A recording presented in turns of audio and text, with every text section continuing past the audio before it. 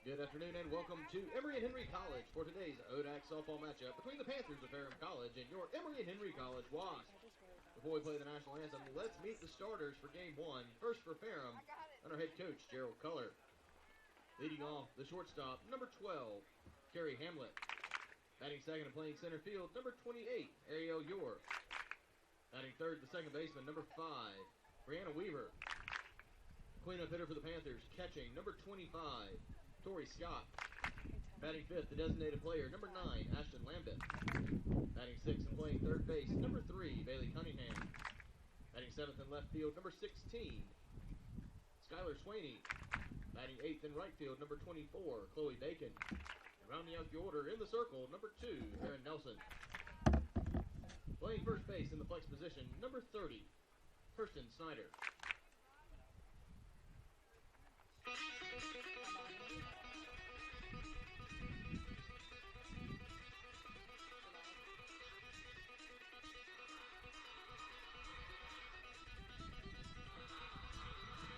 And now the starters for your 2021 Emory Henry College Wasps under head coach Tommy Forster and assistants Taylor Wright, Jason Delp, and Nicole Poore. Leading off and playing center field, number 1, Anna Thomas. Batting second in left field, number 11, Nicole Cox. Batting third, the designated player, number 14, Alex Braun. The cleanup hitter for the Wasps, catching, number 24, Morgan Silvas. Batting fifth, the first baseman, number 22, Kendall Varner. Batting sixth, the third baseman, number 23, Allison Stedman. Batting seventh and playing shortstop, number 9, Kendall Hyatt. Batting eighth, the right fielder, number 4, Emily Skaggs. And rounding off the order at second base, number 7, Haley Mintz. Pitching game one in the flex position for the Wasps, number 19, Cam Durr.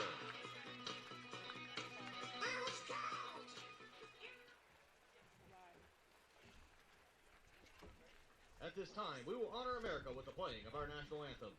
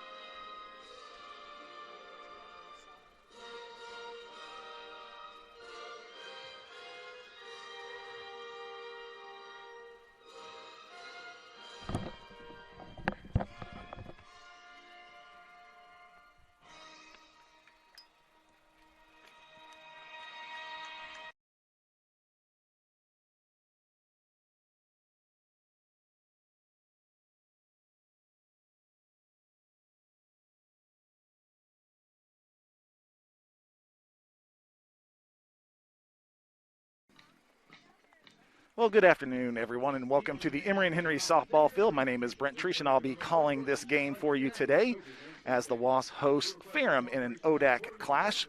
Looking at the fielding lineup for the Wasps, pretty familiar names out there, as it'll be Cam Durr on the mound getting the start in Game 1. Morgan Silvas will be catching Game 1.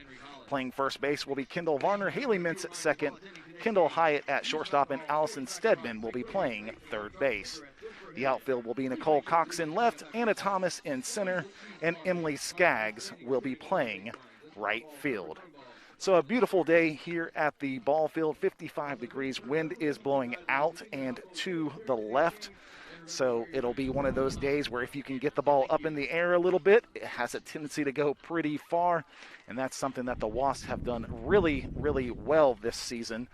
And they'll be looking to continue their hot play right now, of course, ranked number 17 in the nation. So this is a good Emory and Henry ball club. And, of course, they've got their senior leadership on the mound with Cam Durr.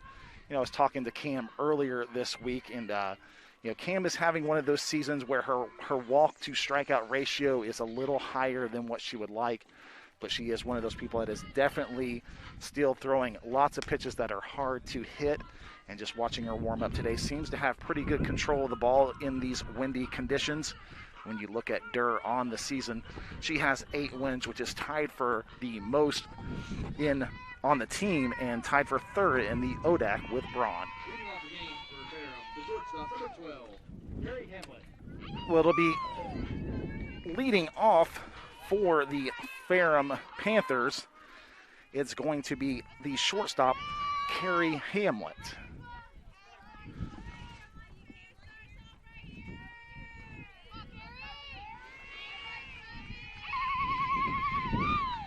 And the first pitch is low and at the knees and called strike 1. So one of the keys, of course, that we've been talking about all season long with Cam Durr is getting ahead in the count.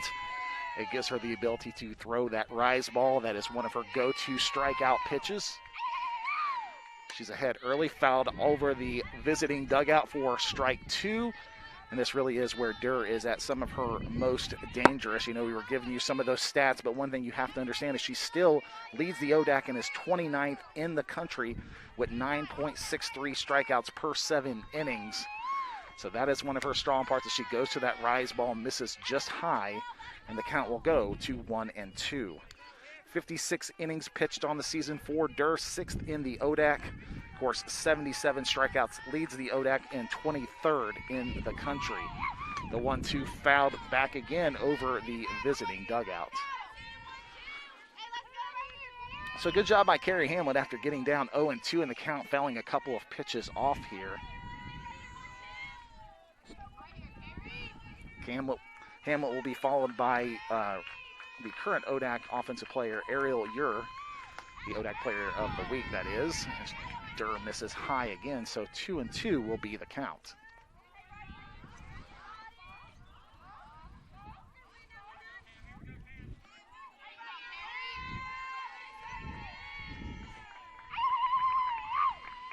Low and hit over to third base. Stedman cleanly fields it over to Varner, and that will be out number 1. So nice job by Stedman, who was playing up. She fields it quickly and over to Varner, so that will be our first out of the afternoon. And that'll bring up the center fielder, Ariel Ure, one of the strong bats here for the Ferrum Panthers, batting a .588 slugging percentage, 7 doubles, 4 home runs, and 17 RBIs on the season with 29 hits. So one of the strongest bats in the Panther lineup. She sees a pitch on the outside corner, just missing, so 1-0 will be the count.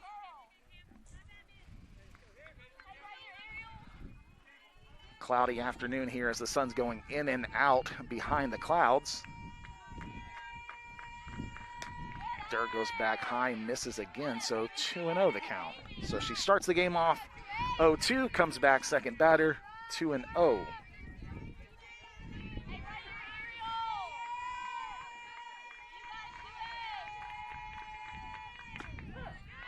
Strike on the inside corner, and that is a nearly impossible pitch to hit as it just cuts in on the left-handed batter. So 2-1 will be the count.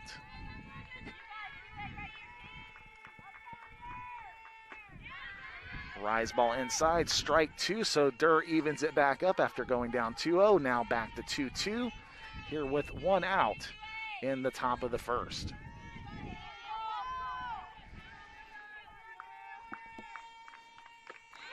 And she gets her on the outside corner.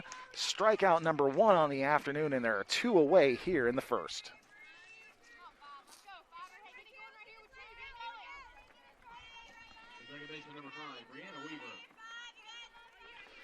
It'll be the second baseman, Brianna Weaver, up to bat for the Panthers here with 2 outs. And she fouls one down the left field line, quickly behind 0-1.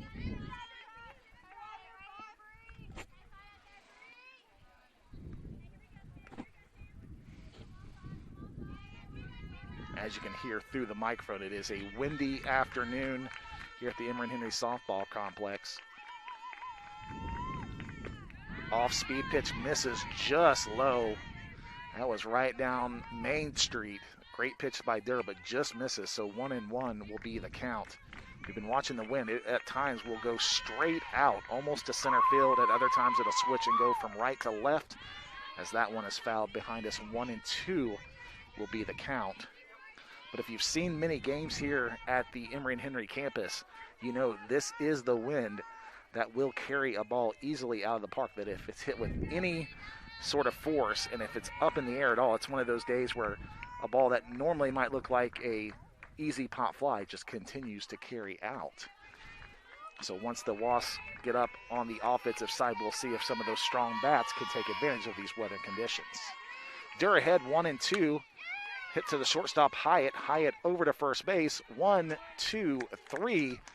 Easy inning for the Wasps. No hits for the Panthers. And the Wasps will come up with their chance at bat here in just a moment. No errors committed and no runners are left on base. After 1/2 inning of play.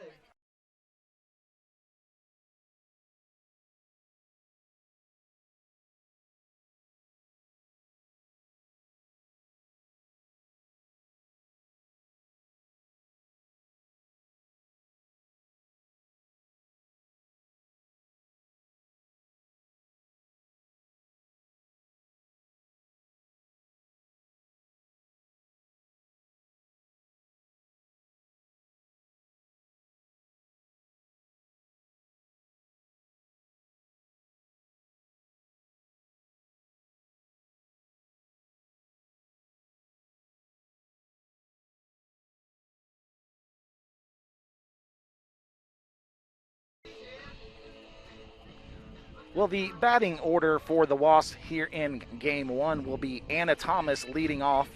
Nicole Cox will be batting 2, and Alex Braun, one of the strongest hitters in the ODAC, will be in the 3 spot. Morgan Silvis will get the call in the 4 hole, followed by Kendall Varner, Allison Stedman, Kendall Hyatt, Emily Skaggs, and batting 9th will be Haley Mintz. So once again, the Wasps stacking Thomas, Cox, and Braun at the top of the lineup. 2 speedsters and a big bat is one of the reasons that the Wasps have been so successful. But even as you look down that lineup, one of the things you have to notice as an opponent of Emory Henry is that there is not an easy portion of this lineup. Lots of bats here that at any time can hit with power, can steal bases. It's one of the things that makes the Wasps one of the best teams in the country. Of course, if you saw earlier, we mentioned Emory Henry stayed at number 17 in the country, a place where the Wasps have been finding themselves the last few seasons, ranked nationally.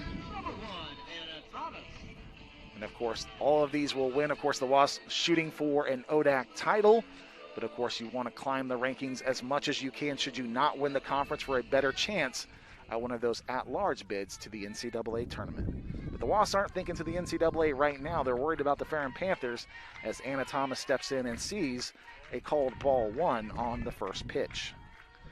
Pitching for the Panthers is going to be Carly Nelson as Thomas hits it straight up into the air. The catcher struggles to find it, but does at the last moment and squeezes it for out number 1. That ball was hit up nearly straight up about where the umpire stands.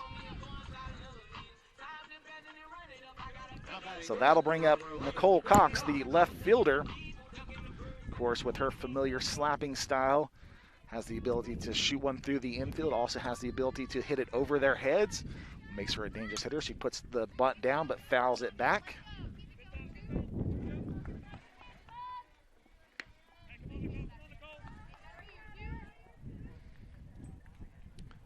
Nicole Cox with a .438 on-base percentage. That's second on this team. So one of the people that the Wasps count on to get on base and get innings started as she dribbles one past the pitcher, and she's over to first, and she is called safe as she beats it down the line, and that was close. But the umpire calls her safe, so the Wasps have a runner on for Alex Braun, who is in the designated player position for Game 1. A .561 average, which leads the ODAC. 26 RBIs, third in the ODAC. 15 doubles, 5 home runs, which leads the ODAC. So obviously a big offensive threat that the Panthers and Nelson will have to be careful with as she goes high and misses for ball 1. So you have the double threat here of having to worry about such a great offensive hitter in Braun, but also someone on first base in Cox that has such great speed. One is fouled straight back, will just miss us. Almost right to a fan who could almost catch it. Good choice not to, though. And so it'll be 1-1 to Alex Braun. Of course, we'll be talking about Braun likely in Game 2. One of the great pitchers for the Wasps as well with 10 complete games. So Nelson comes back and goes low and outside and misses for ball 2. You know, I've talked about it on previous broadcasts. You just look at how Braun stands in the box, and it's just a surprise when she doesn't hit one deep, as she does right there, and that's going to be out of the ballpark. Home run, Alex Braun, her 6th on the season, and that one just seemed to catch the jet stream and jump out of this park, and the Wasps jump to an early lead, 2-0. So sometimes it seems like I know what I'm talking about, and that one was hit straight on the sweet spot. And Braun drives it out to left center to get the Wasps on the board. And they currently have just the one out as the catcher Morgan Silvis steps into the box. Inside pitch will miss, so ball 1. So we'll see how Carly Nelson, the pitcher for Ferrum, responds to the Braun home run. Silvis gets underneath it, drives it straight up into the air on the back area near second base, and caught by the shortstop, Carrie Hamlet, and that'll be out number 2. As Kendall Varner now will be the batter for Emory and Henry. So Varner hits one left field out of play for strike 1. Ball cutting inside, pulled foul. Again, the Wasps have added 2 on the board already. Looking to do some damage here with 2 outs. Off-speed pitch, Varner well ahead of it for strike number 2. So Carly Nelson seems to be settling down a little bit after the home run, and she's ahead 0-2 to Varner. Goes off speed and outside for ball 1.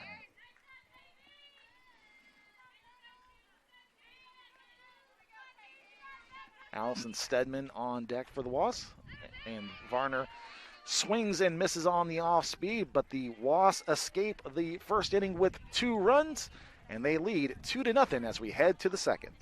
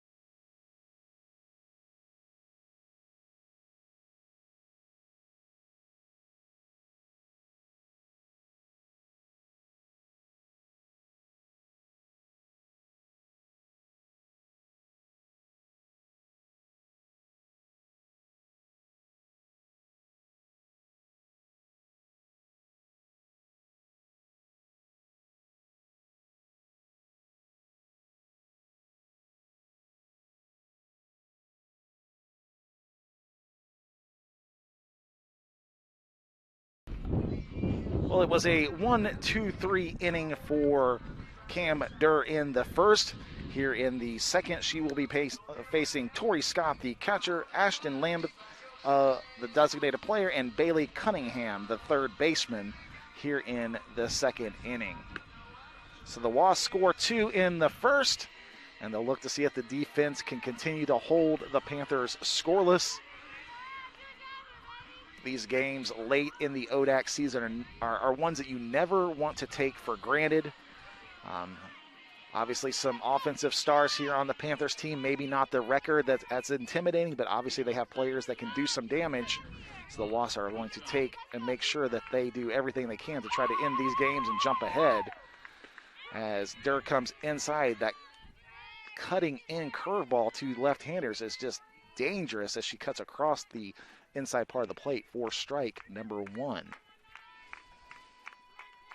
Durr always works fairly quickly, goes outside and quickly ahead 0-2 as that one is fouled over the visiting dugout. So off-speed, rise ball, 2 pitches we are used to seeing Durr come with when she's ahead in the count like this. So Tori Scott will have to play pretty defensive. Rise ball goes right past her for strikeout number 2 on the afternoon. So Durr gets the first out of the inning, and it'll be the designated player Ashton Lambeth coming in to the box, the right-hander. Seeing if she can pick up the first hit of the afternoon for the Panthers. There's that curveball, just misses outside, maybe close to being low, but it was definitely outside, so that'll be ball 1.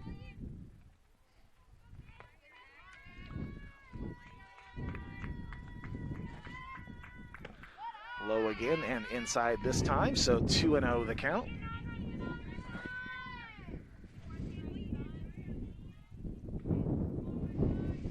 As you can hear, the wind is picking up right now, currently blowing that right field to left field way.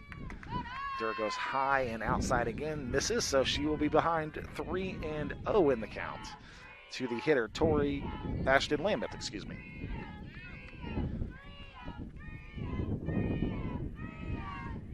She comes inside, misses, and that'll be a walk. And that'll be the first base runner of the afternoon, as Bailey Cunningham, the third baseman, will now come up to bat. At the plate, the third baseman, number 3, Bailey Cunningham.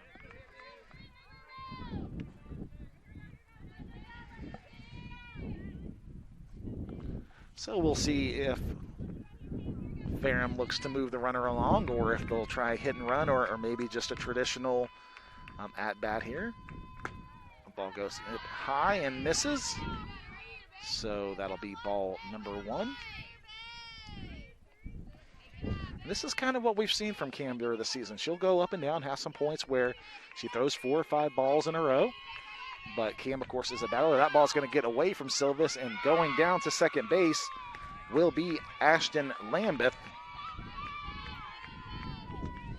Doesn't look like she steals a ton of bases, but she gets one there on the pass ball. So that'll put a runner in scoring position for Cunningham, as Durr is battling behind in this count, 2-0.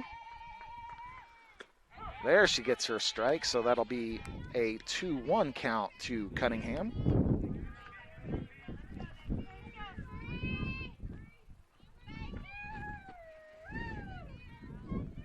Silvis gives her the sign. Low we go again, just missing. She seems to be about 3 to 4 inches just below those knees where she wants to live, but that's not a bad place to miss when you're throwing that pitch. But she is behind 3-1 with 1 out here in the top of the second. That ball hit right up the middle. Mintz gets a glove on it. Hyatt tracks it down, which will help save a run. But a medium speed ground ball leads to runners on first and third, as the left fielder, Skylar Swaney, will come up to bat.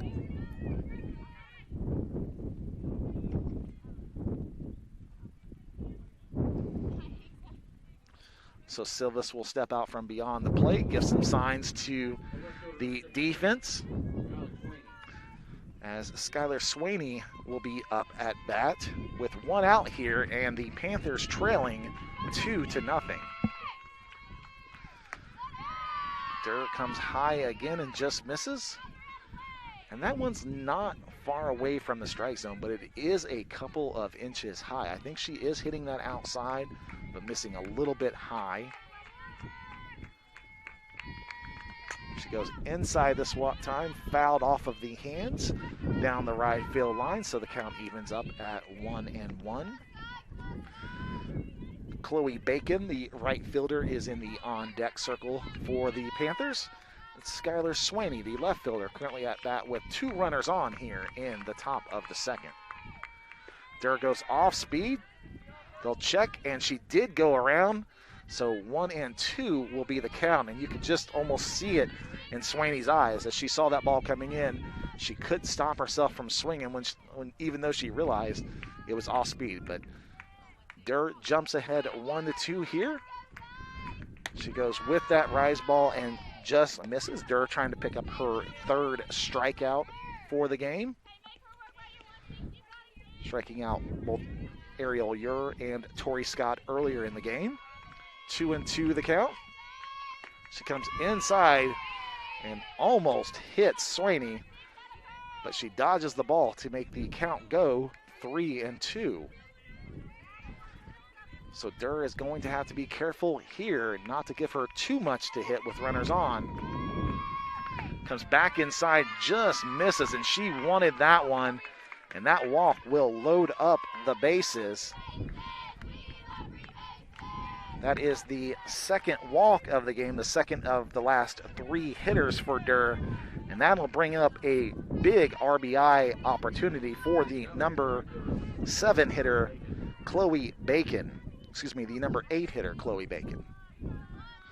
So the right fielder can help her team out here with 1 swing as Durr comes up and misses again, and that just does not seem a pitch that she is going to get this afternoon. She's thrown that same pitch about 5 different times so far and hasn't gotten called for a strike yet.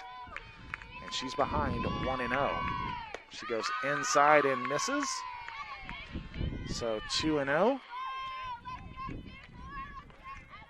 Love watching Cam's face. She does not hide her emotions. A very passionate player. That ball's fouled back. And I would ask if the audience can hear the interesting noises that the Panthers make from the dugout, this chirping sound, but I have no doubt you can hear it. 2-1 the count to Chloe Bacon. Bases loaded here in the top of the second. Fouls that one away as well, so it'll be even up at 2-2.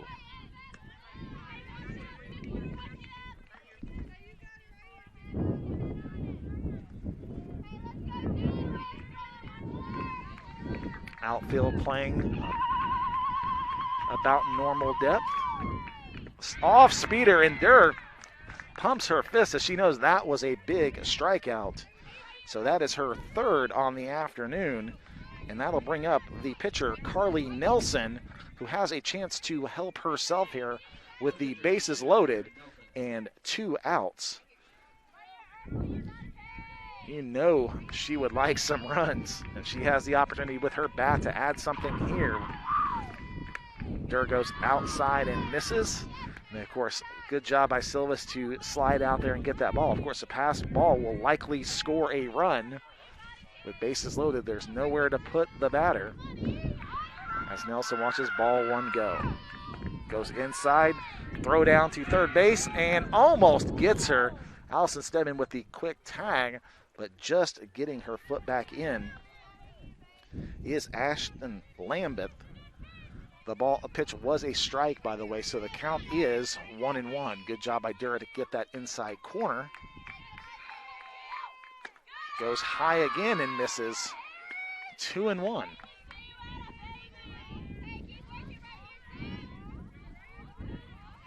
So Carly Nelson, when the opposing pitcher is swinging a bat, knows where that strike zone is, knows where to lay off. Inside pitch, that's the same pitch that was a strike a moment ago. It's going to be a strike this time. So 2-2 is the count as Cam Durr looks to escape this bases loaded situation in the top part of the second. Nelson fouls it back over the home dugout, stays alive. Count remains 2-2.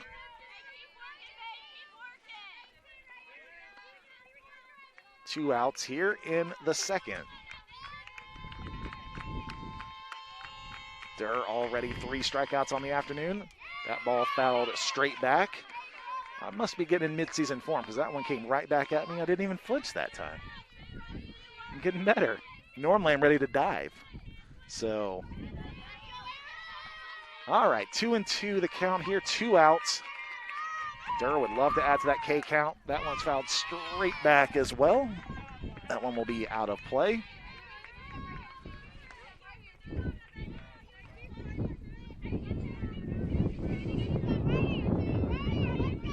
So a bases full of Panthers. 2 balls, 2 strikes, 2 outs to the hitter Carly Nelson. The off speed, Durr goes with it outside and just misses. It looks like Nelson wasn't necessarily looking for that pitch, but Durr could not find the strike zone. So full count we go in the battle of the 2 starting pitchers. Durr goes inside corner, nice pitch, but better job there by Nelson for fouling that one off. I'm just not convinced you can do much when Durr is hitting that spot. And she shakes her hand, does Nelson, as that one had to sting a little bit in this 55-degree weather. Though a nice spring day, a little colder than what we've been seeing lately. That one is fouled back as well. And Durr takes a deep breath. She's used to these kind of battles. This is kind of what you see in the ODAC this time of year, is some good hitting, battling some good pitching. It's just a matter of which one's going to win out in this at-bat. And Durr gets her, and that will be out number 3, and that is big time. So Ferrum gets the bases loaded, but they can't get anyone across. So after 1.5, it's Emory Henry 2, Ferrum 0.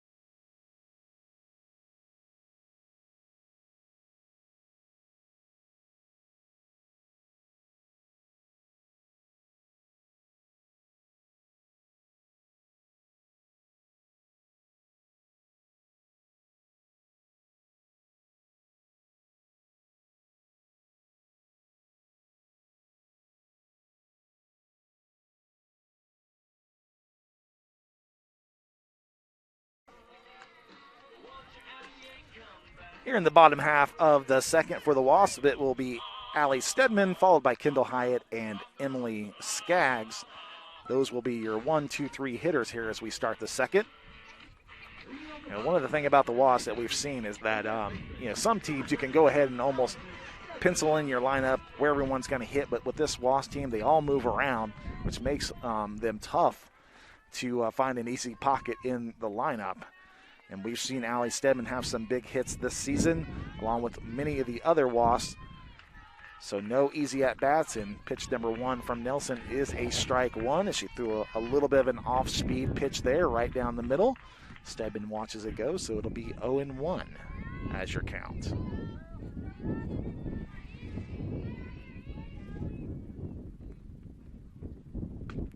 The ball is high and inside, and Stedman has to jump out of the way, so it'll be 1-1.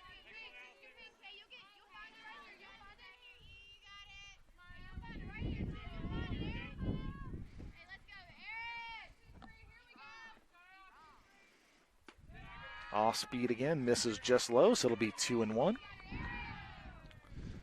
Carly Nelson showing that she likes to throw that off speed just a little bit. Something that the Wasp will have to watch. Goes to it again, but Stedman drives it deep to left, and having to jump and make a little bit more of an athletic move than you would like is Skylar Swaney, but she makes the out. But just missing it is Allison Stedman, but that will be out number 1 in the inning. Now batting the shortstop, number 9, Kendall Hyatt. It'll be the shortstop, Kendall Hyatt, batting now for the Wasps. as she swings and misses on the first pitch.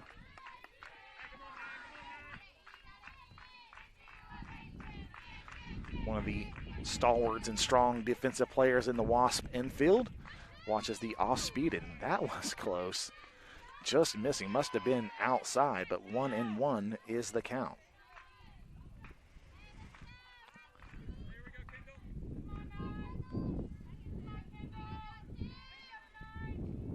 Inside, ahead of it is Hyatt, and she fouls it deep into the practice field down the left field line, so she falls behind 1-2 in the count.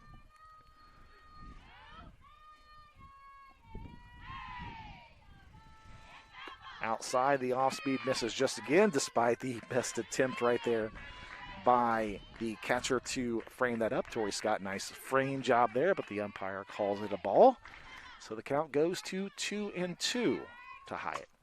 Swings and fouls it down the left field line again.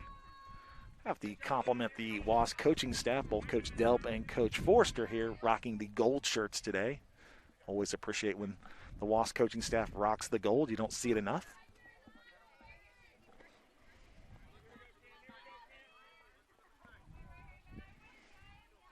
So Kendall Hyatt is the batter. 2-2 the count here with 1 out in the bottom of the second. Off speed again. That one is dropped by the catcher, so will have to go down to first where she's thrown out.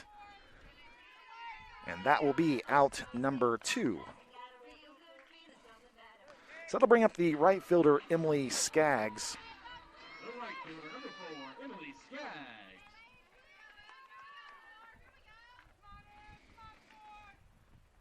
She swings away, gets it up in the air. That one will drift back and dropped by the left fielder. Skaggs heading into 2, hits the base standing up, and she has the 2-out double on the dropped ball, and that is a little bit of that wind as that ball started probably right center and drifted more towards the left fielder than I think she expected. So Swaney was trying to go across her body to catch that and drops it at the warning track. So a gift for the Wasp, and it will bring with it the hitter Haley Mintz, the second baseman, now with a runner on second. And Nelson misses outside, and that'll be ball number 1. And if you're the Ferrum Panthers, you do not want to be gifting this lineup more outs. Haley Mintz swings and misses. Might be foul tipped, actually. But Haley Mintz is one of those individuals on this Wasp ball club that you would like to see get on the base pass. 6 stolen bases on the season, which leads the team. One of those grinders in this Wasp lineup. She faces a 1-1 count. Nelson tries to go upstairs and misses. So 2-1 the count. Anna Thomas will be back to the top of the lineup after Mintz in the on-deck circle. 2-1 the count. Low and in the dirt. And Skaggs will scamper over to third base. Nelson points to her chest saying that one is on me. That ball in the dirt and to the catcher's left is a tough one to slide over for. And so Mintz now has a 3-1 count. Swings and fouls it back. Good pitch right there by Carly Nelson for Ferrum. As that ball cut inside and on the hands of Mintz, and all she could do is foul it back. So it will be a full count, 3-2, with 2 outs here in the second. Skaggs, the runner on third. Mintz drives one into left center. That'll be a base hit and maybe more. Skaggs scores. Mintz rounds second, hits that base standing up just like she saw her teammate Skaggs, and now the Wasps have traded positions and added a run as they now lead 3-0 as we come back to the leadoff position where we find the center fielder, Anna Thomas, who will now have her chance with a runner on second and 2 outs. Right at the knees for strike 1. A good hit ball there by Haley Mintz just a moment ago. Really right on the button. She drove it out there. As Thomas gets underneath it, it's a straight up in the air. The pitcher calls for it, squeezes it. But the Wasps add one more here in the second, and after 2 complete, they lead 3-0. Second, 1 run on 1 hit, 1 error committed, 1 runner left on base. After 2 complete, Wasp 3, Panthers 0.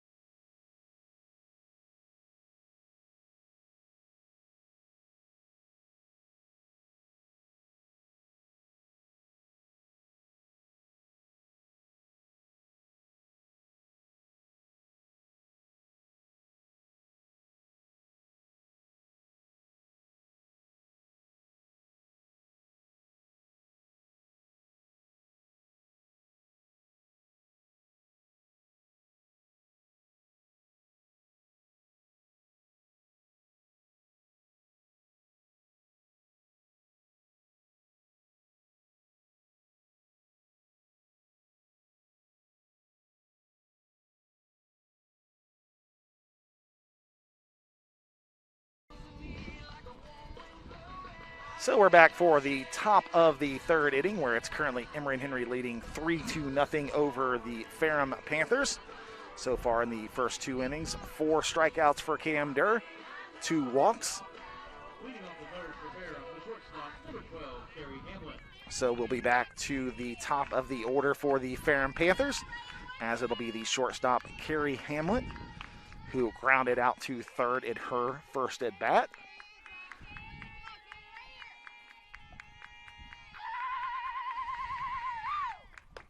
Low and outside will be ball 1.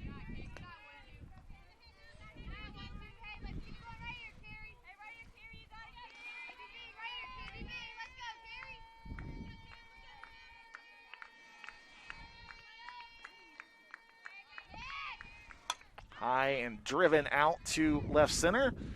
The Anna Thomas calls for it, as that ball was right in between her and Nicole Cox, and a nice play out there by Anna Thomas. Will be out number 1, but that was nearly trouble. But solid communication, and it's out number 1.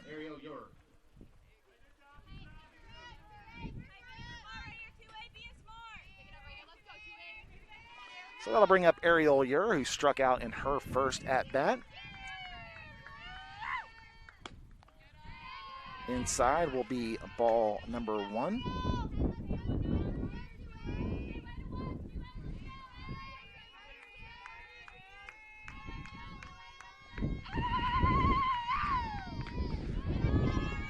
That is a called ball, and that one looked like she brought it down a little bit, but the umpire had to call it high because that was right down the middle of the plate. So ball 2 to Ariel Ure. Outside, that pitch called a strike. You know, and sometimes you have to understand where the pitches are being called, and that one brought down just a little bit and hits the outside corner of the plate. So 2-1 goes the count with 1 out. Nearly the identical place. Strike number 2, so we're even at 2-2.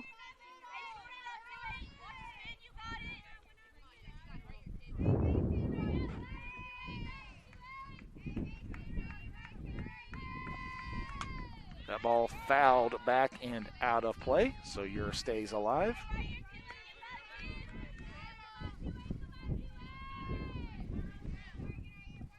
If the Panthers can stay disciplined and stay off that pitch, so far Durr has not been able to establish that as a strike.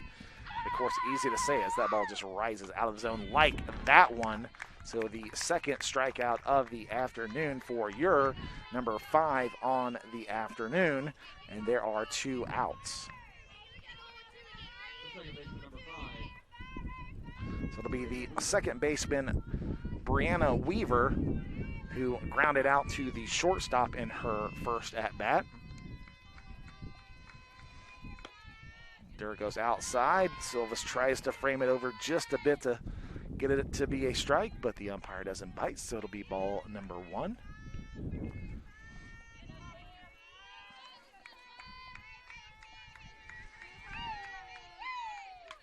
Fouled straight back, so 1-1.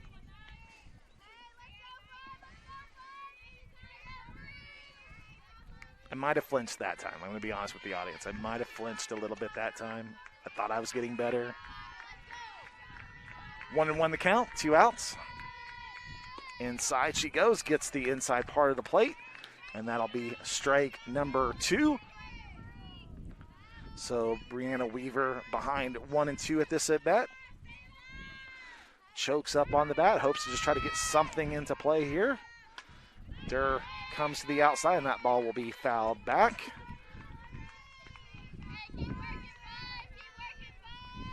So the Panthers, on several occasions, are doing a nice job of making Durr throw some extra pitches, but Durr is a workhorse, so she can get that pitch count up fairly high. That ball hit to the shortstop again, over to first base, so just like in the first, the ground out to shortstop ends the inning for the Panthers. And after 2.5, it remains Emory Henry 3, Ferrum 0.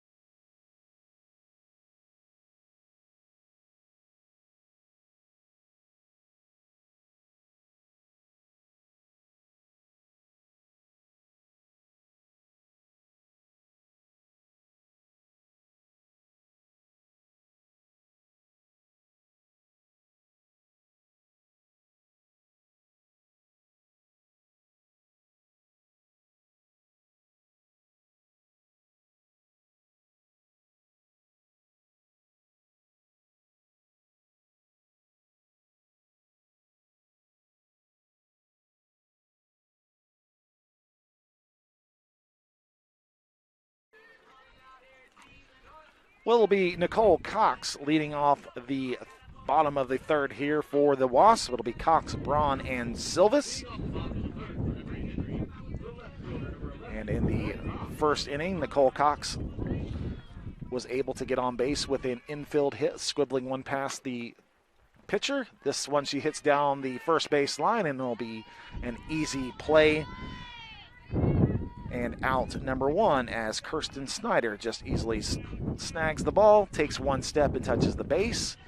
So that'll bring up Alex Braun, who of course hit that 2-run home run in the first to get the Wasps on the board. We'll see how much Carly Nelson wants to challenge Braun.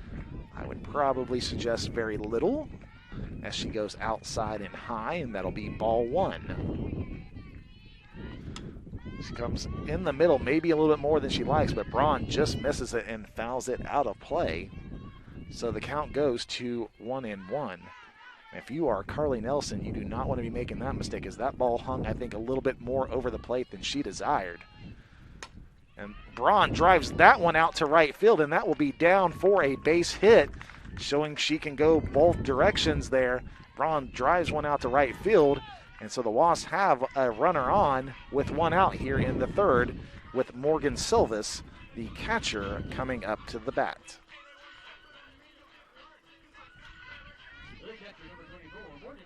Silvas popped out to the shortstop in her first at-bat.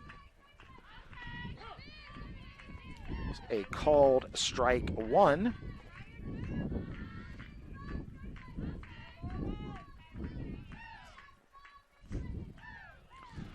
good speed with Braun on the base pass as Silvas takes the ball.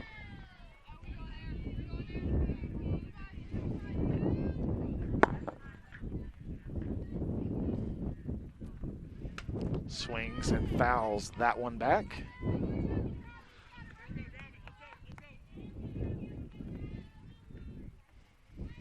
So the count is 1-2. Off speed, misses outside, evens up the count 2-2.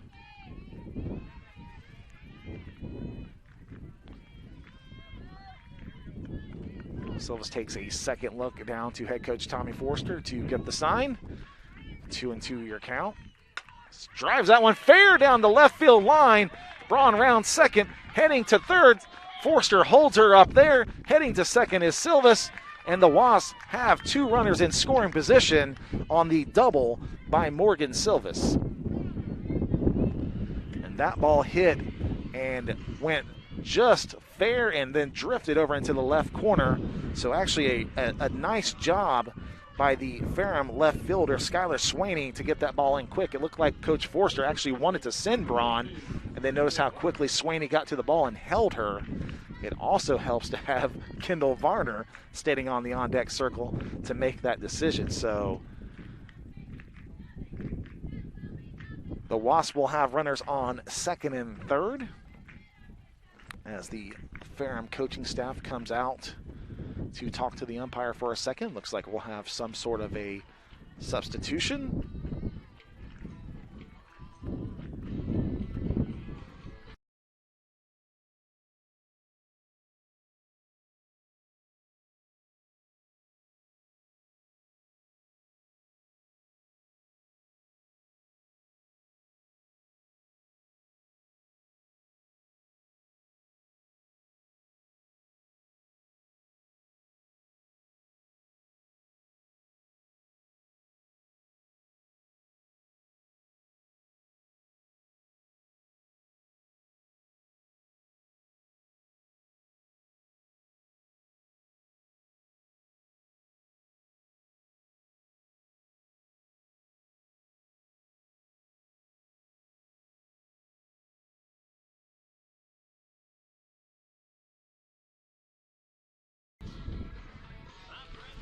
Well, the change will be a new pitcher, so it will be Ashton Lambeth, who was the designated player for this game, will now become the pitcher. She has a 3.59 ERA on the season with 4 wins and 6 losses. She is one of the team leaders in wins with 4, in fact. She has 18 appearances on the season, started 5, and has 2 complete games with 41 innings pitched on the season. And so she will come up in a tough spot with 2 runners on and Kendall Varner at the plate as she watches a ball low to start this at-bat.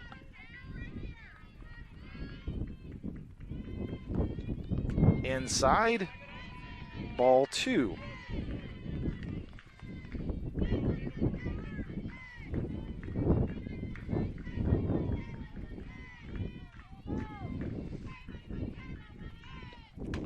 A ball fouled deep down the left field line.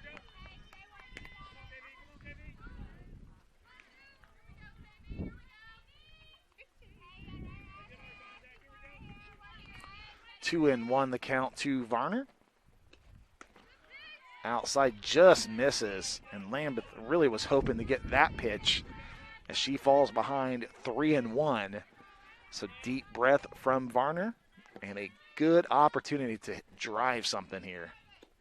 Swings, gets underneath it. That's going to be into the grass area. Could be trouble as the center fielder comes up. The ball falls to the ground, and scampering home will be Alex Braun as the Wasps add a run on the miscommunication there. It looks like the shortstop was going to make the play on it.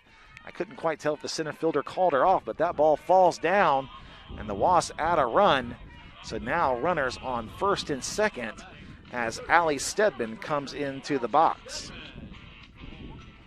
Stedman flew out to left field in her first at bat, hit it well, shows bunt, pulls back, swings away, fouls it down the left field line. A lot happening there in just a couple seconds. but you could believe Stedman can do all of those. Third baseman playing back almost at the base depth. First baseman the same. Infield back a little. Ball is the call, so 1-1.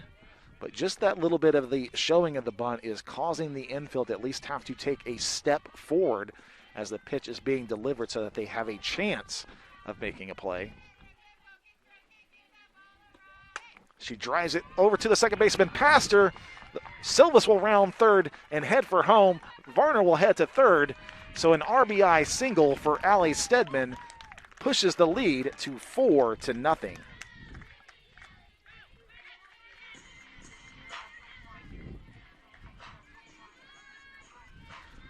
So that'll bring up Kendall Hyatt, the shortstop, struck out in her first at bat. She'll have one out with runners on the corner. Strike is the call. Throw down to second as Stedman goes back home. Ball is dropped and will be safe. Stedman was safe at second as she heads to third. So the steal and the attempted throw out leads to a run scoring. Safe at second, advancing to third on a pass ball. So all of a sudden, Hyatt now looks at a runner on just third, but a bonus run in as the Wasps now lead is 6-0. Inside, swung and missed, 0-2 the count.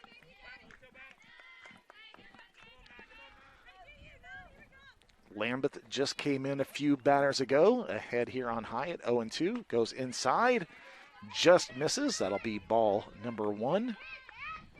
That seems to be the pitch that Lambeth wants to go with, is to kind of jam the right-handed batters on that inside part of the plate. She goes off speed, and that was way off speed, and misses high. And we're now even at 2-2. That might be one of the slowest off-speed pitches that we've seen this season. Here it comes again, and she misses it in the dirt. So the count runs to 3-2. Full count here, one out on the shortstop, Kendall Hyatt. That ball hit left field line and just misses foul.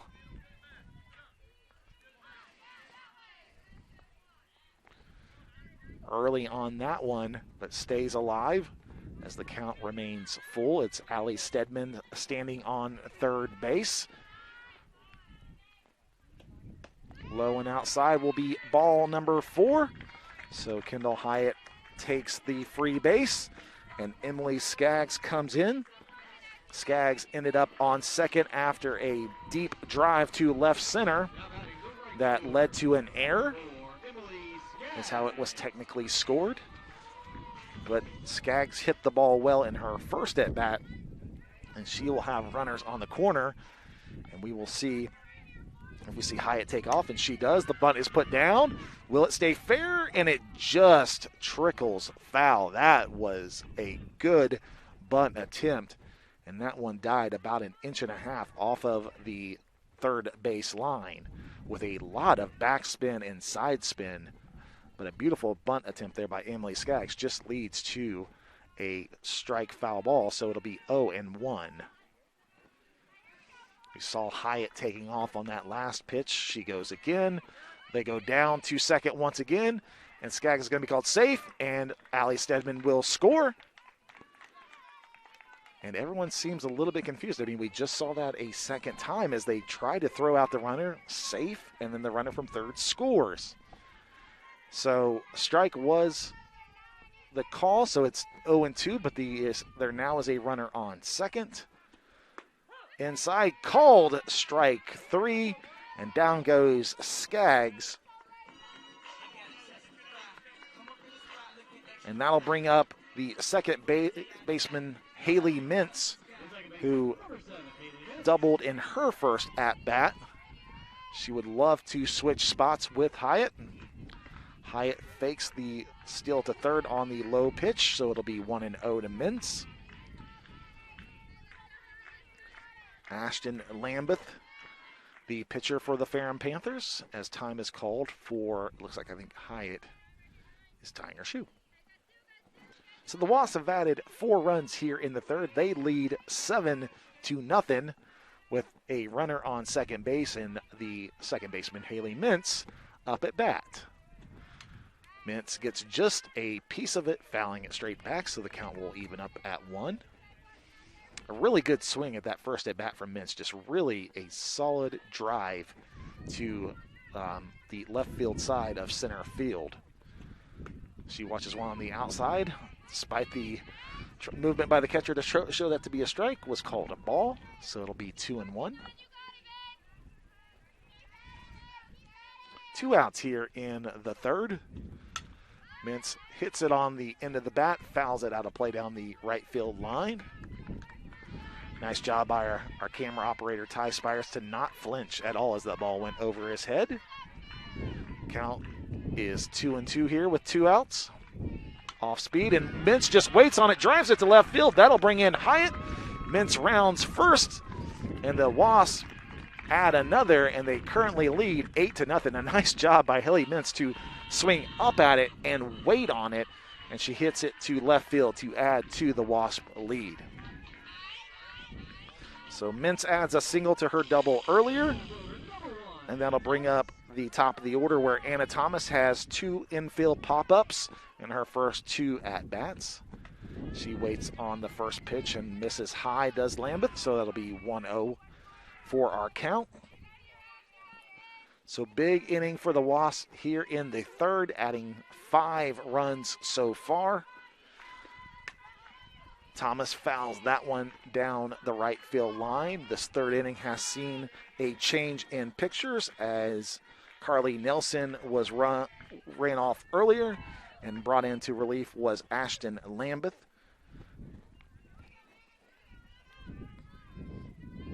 So Lambeth with the Panthers with a 1-1 count here to Anna Thomas. She misses outside, so 2-1 will be the count. Nicole Cox in the on-deck circle for the Wasps.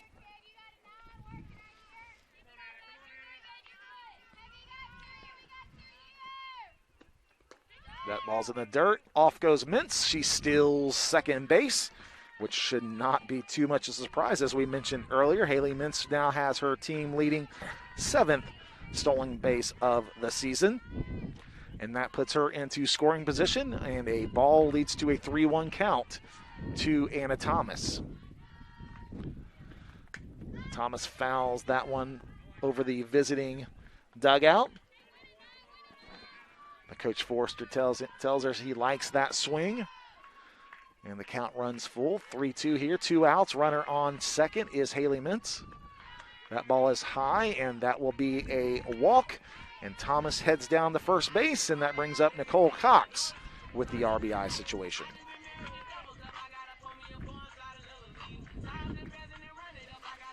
So an infield hit in the first for Nicole Cox. She grounded out to first in her second at-bat.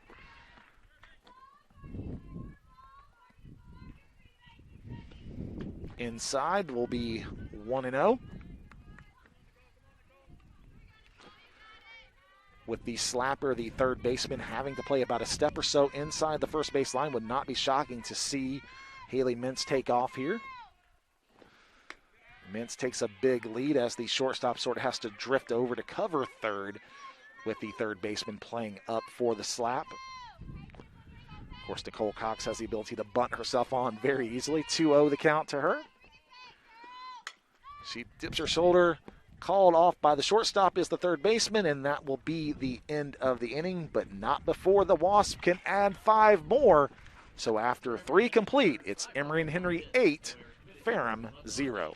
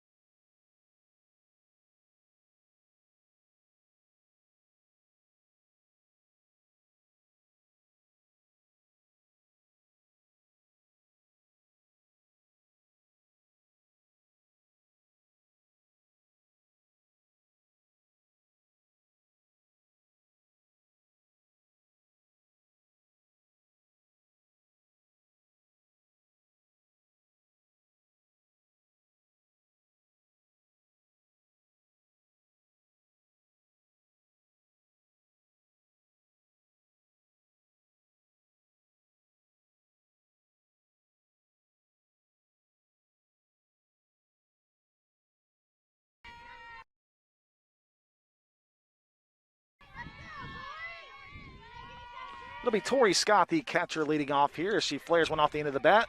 Hyatt will get it, throw it over to first, but not in time, as Tori Scott, the catcher, will have the infield single. And that'll bring up the new pitcher, Ashton Lambeth,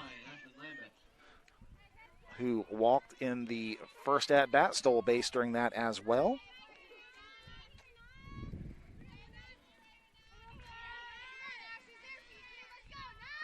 Derek comes to the plate, misses into the dirt. That'll be ball number 1.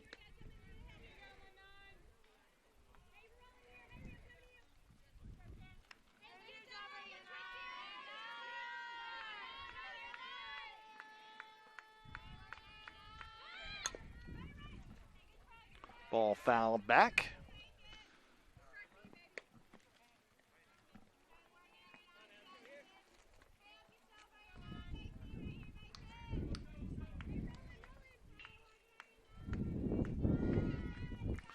Count is 1-1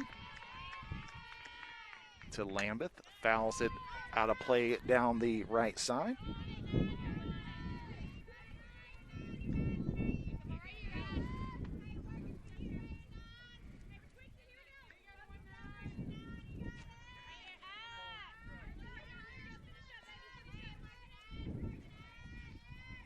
They're ahead 1-2 here on the count. Goes high and outside. Throw down to first base. Just back in safely is Tori Scott.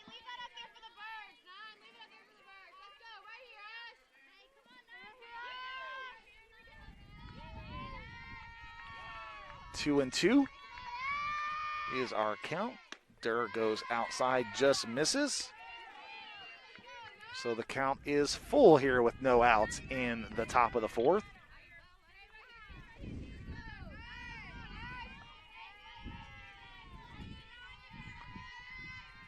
High and missed.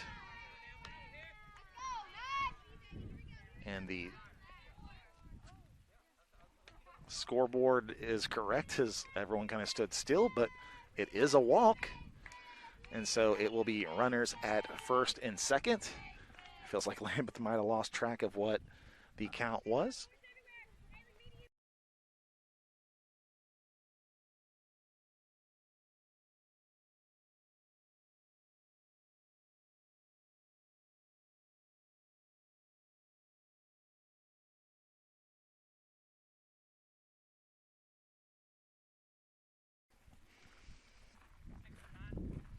Well, we will have a pinch runner for the Ferrum Panthers. It'll be number 6, which is Caitlin Wiles. She will come in and run on first base.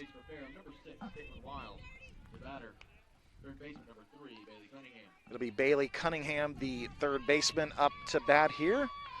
Infield hit for her at her first, as a wild pitch moves the runners to second and third.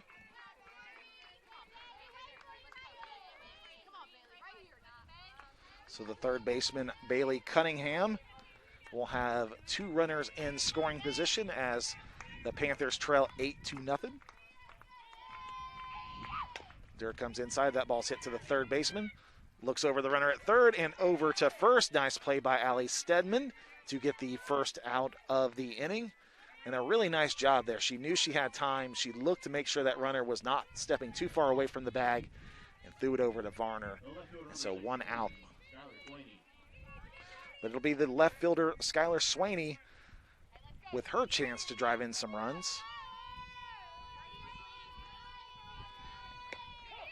Strike is the call. Swaney walked in her first at-bat. Panthers trying to find a way to get these runners across her. Shows bunt, goes to the first baseman, over to third base trying to make the play, and that's going to be called safe. Oh, no, actually called out. I could not tell by the umpire's call because he was blocked by the third base coach, but out is the call. So a nice job there by Kendall Varner to go down to third base and catch the runner leaning. So now the Wasps have 2 outs. And runners now only on first and second. As Chloe Bacon, their right fielder, comes up to bat with the 2 outs. Inside pitch is ball 1. And a good thought there on that last at bat by Swaney to bunt, but a better play by Varner. And honestly, if that runner at third would have not just drifted too far from the base, it would have been bases loaded because there was not a chance probably to get her at first. Swing and a miss makes it 1-1. But also, just to finish off that thought, a smart play, but also a very athletic play by Varner to throw a strike over there to Stedman. Swing and miss is 1-2. So driver's seat for Durr as she tries to pick up her 6th strikeout on the afternoon. Looking to add Chloe Bacon to her list for a 2nd time. And Bacon goes down swinging. So the Wasps escape the inning with 2 runners on. They give up no runs, and they lead 8-0 after 3.5.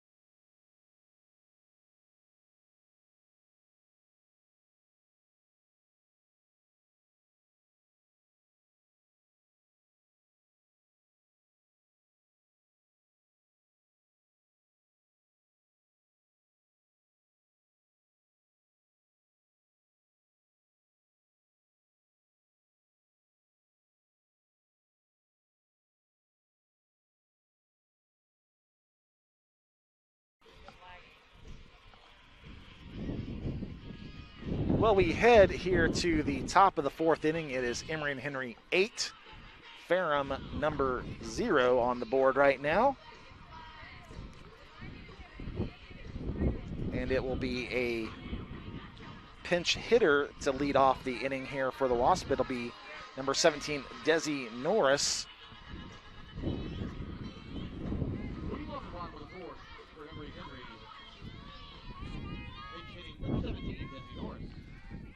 So Norris will be leading off for the Wasps as she sees a pitch down low, swings anyways, and it'll be strike 1.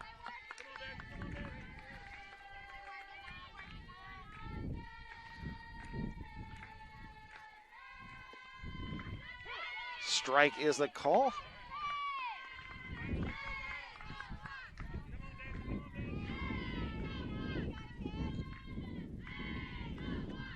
Swings and drives one in between third base and shortstop, so a single to start off the inning for Desi Norris, who has a hit to start off the inning. And it'll be another pinch hitter here to start this inning off. It'll be Amanda Keppa. So back-to-back pinch hits here with the big 8-0 lead for the Wasps. So Keppa will step into the box, swings and fouls one back.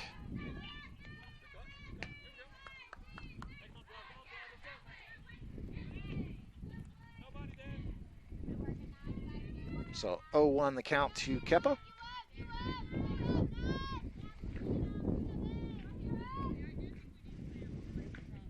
In the dirt, it'll be ball number 1.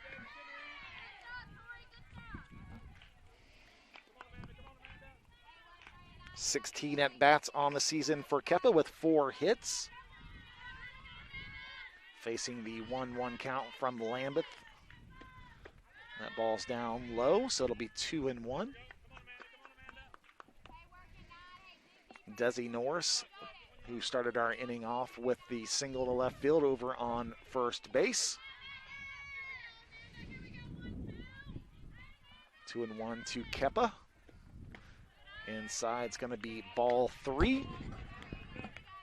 So hitters count 3-1 for Kepa, with no outs here in the bottom portion of the 4th inning. Swing hit over to third base, over to second, force out to first, and the double play is turned by the Panthers. So 2 outs happen quickly there. And it'll be a third pinch hitter. It'll be number 28, Hannah Morrison. This will be Hannah's 7th at-bat. Excuse me, 8th at-bat on the season. She sees a ball to start off. So the double play empties the base pass. She hits it to the shortstop, down on her knees, over to first base in the dirt, and dropped by the first baseman. So there will be an error on the play, but a runner on first. And Sarah Tiller will see herself called up for an at-bat.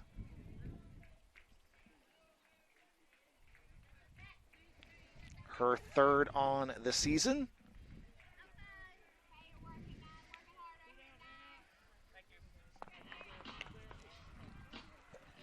Hitting for Emory Henry, number 33, Sarah Tiller.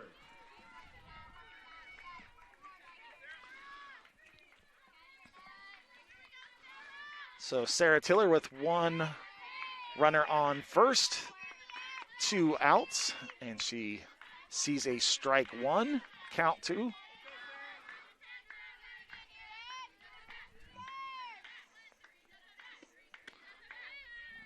Misses outside.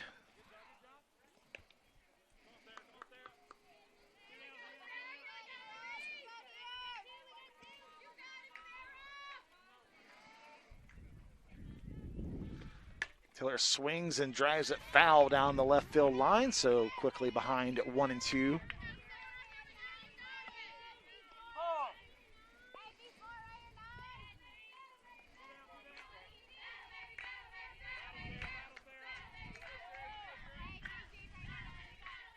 One and two, the count to Tiller. Holds off on the high pitch. Nice job pulling that one back. 2-2 the count. Big shout out to her dad, Sean Tiller, friend of mine. Hopefully he's watching at home right now. And she hits one off the end of the bat to the shortstop over to first. And the Panthers get out of the inning, not giving up any runs, but after 4 complete, it's Emory Henry 8, the Ferrum Panthers 0.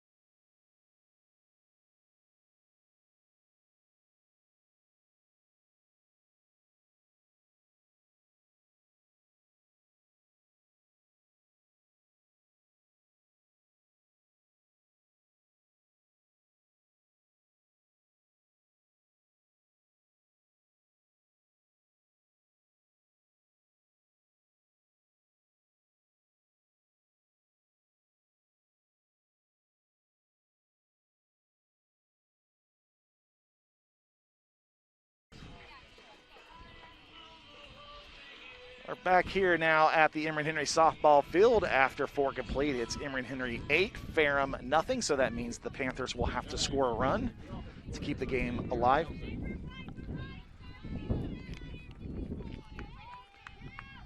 Durr looking for another perfect inning as Aaron Nelson takes pitch number 1.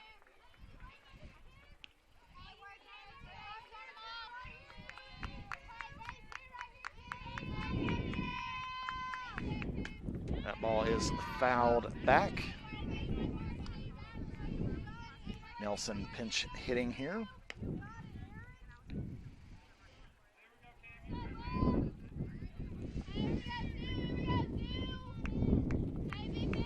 One and one the count here. Durr with the heat outside will bring the 1-2 count. So Durr with many options here, looking to add another strikeout to her total. Goes high and outside and misses. And the count runs to even 2s. So 2-2 the count.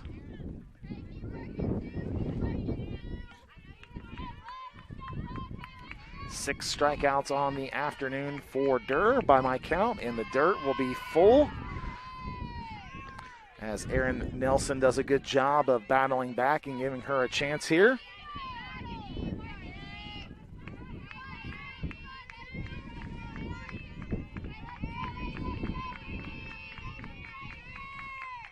Nice pitch there by Durr, but a good job by Nelson to foul it off as she was going low on that one. That looked like a good pitch, and Nelson gets just enough of it to foul it back. So the count remains 3-2.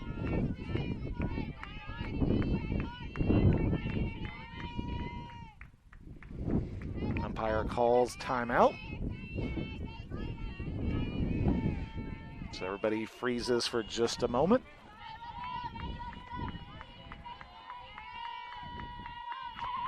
Durr comes forward. Ball fouled back again. And we'll stay at the full.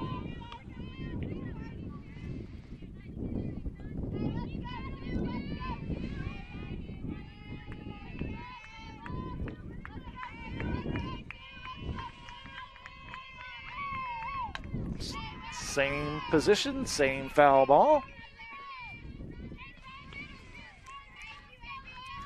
So Aaron Nelson of Ferrum doing a nice job of going through the umpire supply of balls right now.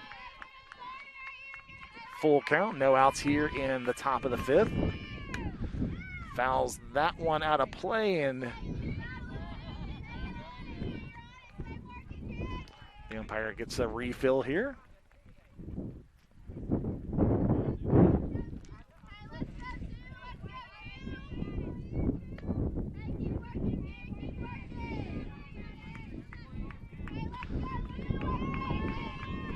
See if Durr has one more in her here. Foul back again. So great battle here by Aaron Nelson of the Ferrum College Panthers. As she keeps the at-bat alive, the count remains 3-2 as the Panthers try to get one across at the least to keep this game alive. And Durr misses outside, shakes her head, knows that that was a pretty good pitch. And a good job by Nelson to lay off of that one. So the Panthers have a runner on first as Carrie Hamlet, the leadoff hitter, comes to the plate. She has grounded out to third and a deep fly out to left center. That play that Anna Thomas called off Nicole Cox and made a good defensive out. She slaps that one kind of in between over the shortstop's head, and so that will be a base hit, and the single will put runners on first and second with no outs. So although the scoreboard is clean, we have seen at least on 3 different occasions the Ferrum College Panthers put runners on base. They just have not been able to transition that into any runs. And it'll be Ariel Ure in the batter's box. 2 strikeouts for her on the afternoon. Shows bunt, pulls back, and ball is the call.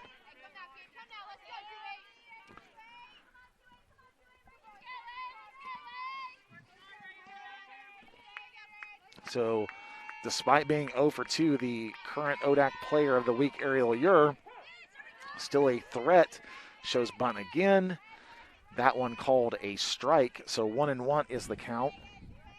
And obviously Ferrum trying to do whatever they need to get runners into scoring position so that they can get this run across the plate and keep this game going. So Ure bunts it foul down the third baseline, and that was probably a stronger bunt than she was hoping to make, but it does go foul. So the count is now 1-2. So Stedman takes a step back, not obviously as worried about the bunt here. And Durr comes in and misses just high. You know, there are some times you get that call. Today is just not one of them, as the umpire has been fairly consistent on that strike zone. And the count is now 2-2 to Ure. Durr misses low. So the Durr-Ure battle is now to a full count. 3-2 with no outs. Runners on first and second. Brianna Weaver on deck for the Panthers. That one's hit foul down the left field, and out of room is Nicole Cox, so that ball will stay in play, but foul.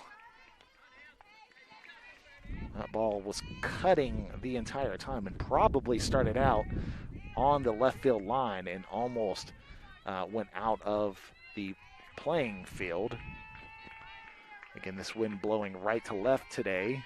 It's blowing out at several degrees. So that ball skied into the air. Cox will drop back, and that ball will hit the fence and be down. Cox gets it into play, and the runners had to hold as that ball was going to stay in the park, but it drifted over Cox's head. So Ure will go to first base, and the bases now will be loaded for Brianna Weaver.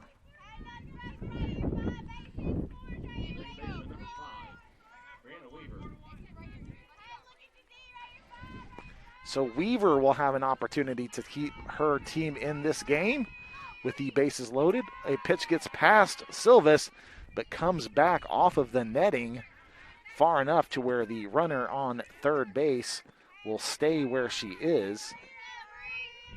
So Aaron Nelson thought about it over there on third base, but that ball almost came to the back off the nets about where the umpire stands, just probably about a foot or so behind that. But ball one is now greeted with ball two. So Durr has the bases loaded and is behind 2-0 in the count.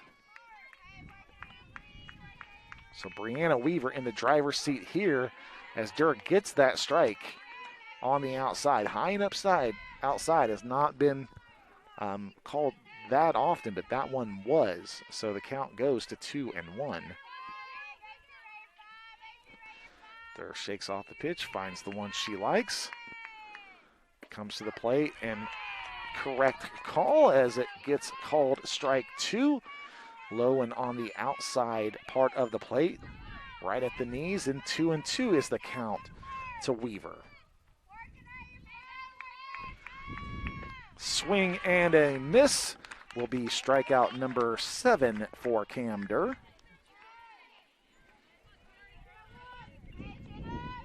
So one out. And it'll bring up the catcher, number 25, Tori Scott. Tori Scott has a strikeout and an infield hit. Durr goes high and misses for ball one. So the Wasp will be hoping to stop this run from crossing the plate. Anything on the infield, if they can't turn two, will be coming hopefully to home. Swing and a miss will drive the count to 1-1.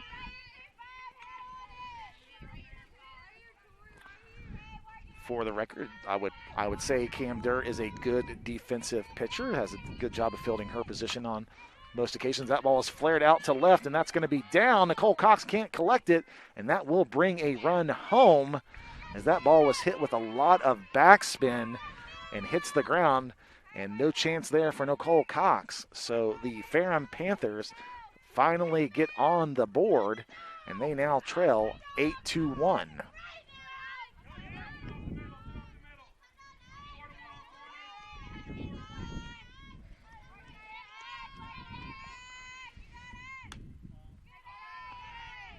Durr misses outside to the pitcher Ashton Lambeth. So the Ferrum Panthers keep the bases loaded as they add 1 run. Durr catches the inside portion of the plate. That one is tough as that catches the corner and cuts in even more. A good pitch there by Durr to get the count to 1-1. Fouled away, so Durr ahead 1-2.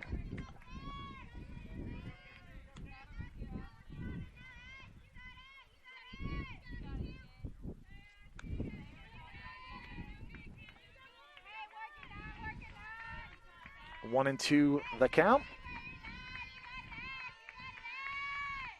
Lambeth lays off that one. As Durr goes off speed outside.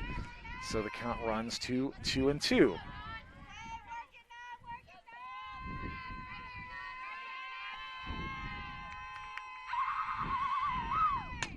Hit to the second baseman. Mintz over to shortstop, over to first, and a double play will end the inning. So a nice job there by Haley Mintz to cleanly field it over to Hyatt, over to first, and that will end the fifth. But Ferrum gets what they need to keep the game alive, so Emory Henry looking to add 1 to end this game, and we'll be back in just a moment.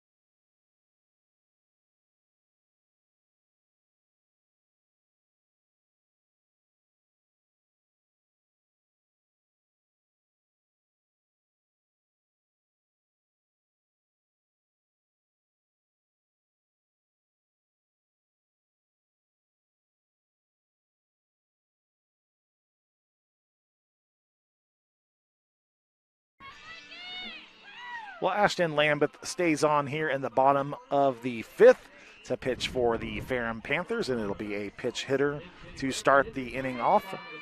It'll be number 10, Lakin Crockett, leading off the inning for the Wasps, who currently lead 8-1 through 4.5. Pitch number 1 is called a strike to Crockett.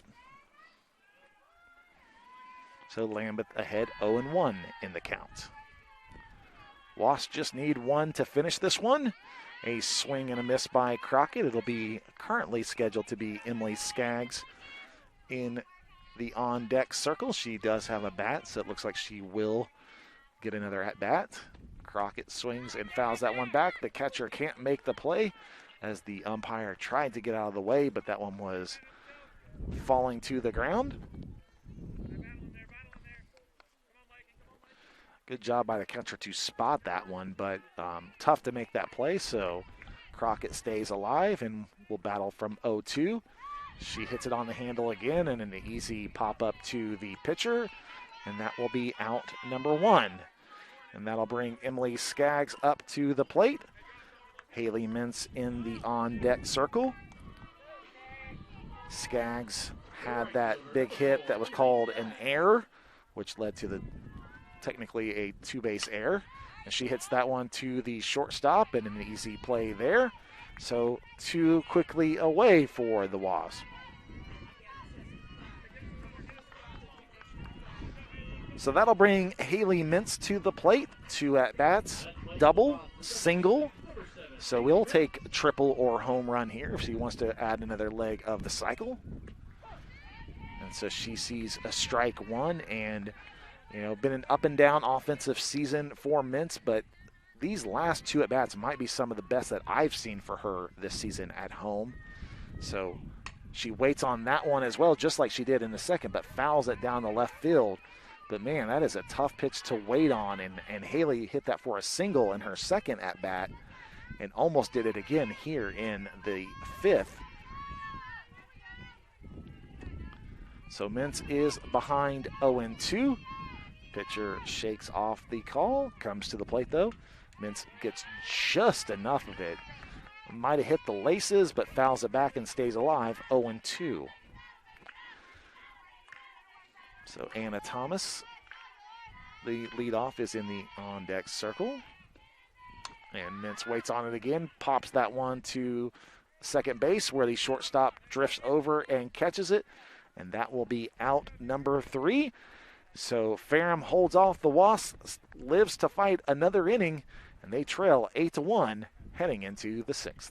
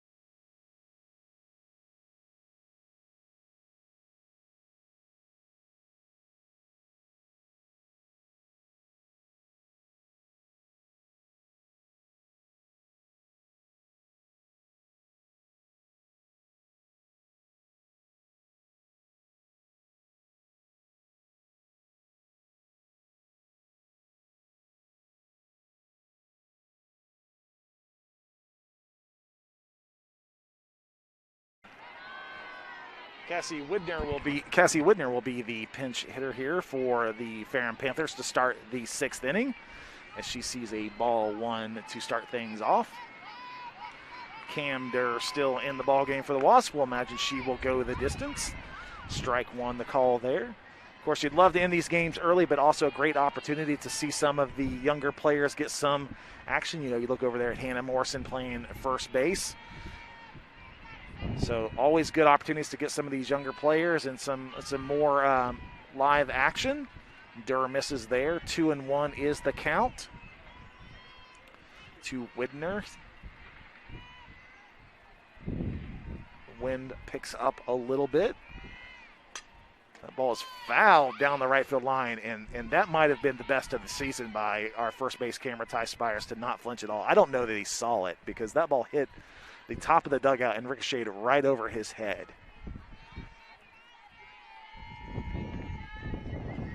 Always a big thank you to all the crew out here helping make this live stream possible. Durr gets the inside called strike 3. That'll be number 8 on the afternoon for her. Only 2 walks so far. And 1 out here in the 6th.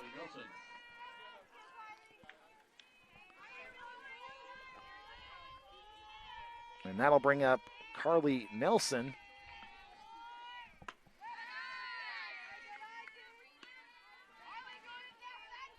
Started the game off, of course, as our pitcher. Still staying in and batting. Has a strikeout of her own this afternoon. One of those 8 victims. Swing and a miss. Count goes to 1-1.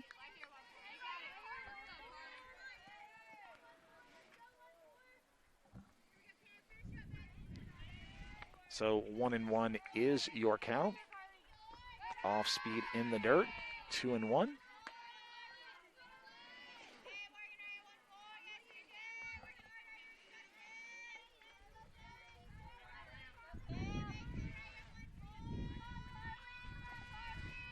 Durr goes inside and just misses.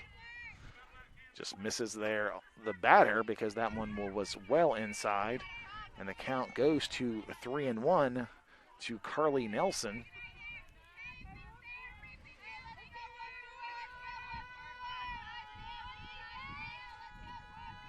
Swing and a miss, strike 2.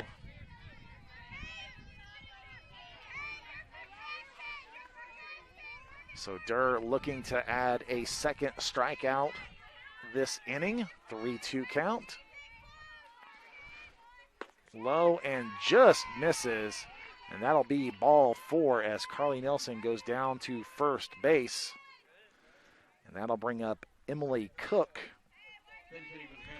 She will be pinch hitting here.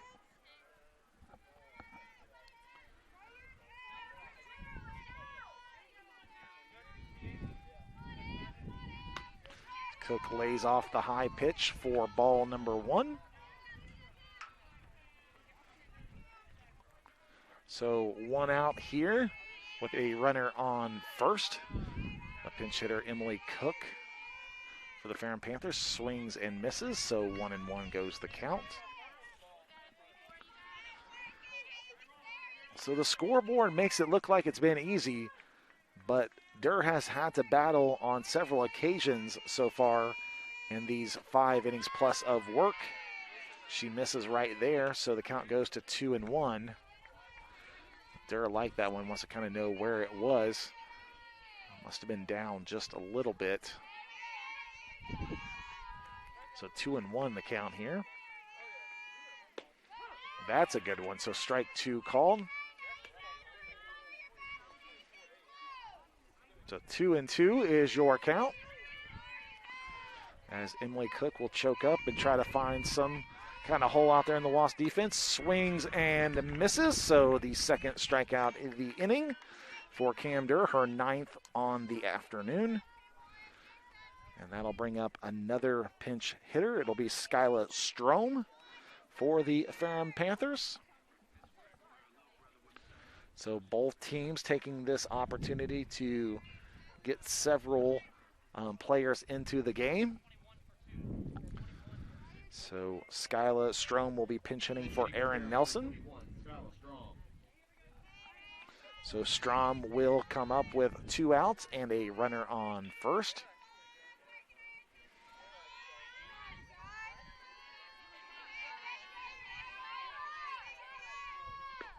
And she will see a strike 1 at the knees. So Durr looking for the 3 strikeout inning here. It would be her 10th on the afternoon if that would happen. Inside just misses. That's that cutting pitch that has been so devastating so far today. It's gotten at least a few batters. Misses there, so 1-1 is our count. A swing and a miss. So Durr jumps ahead, 1-2 in the count. 2 outs here in the 6th. It's Emory Henry currently leading 8-1. Swing and a miss. It is the third strikeout. So the Wasps will come to the bottom portion of the sixth. Once again, needing just one more run to end this game one.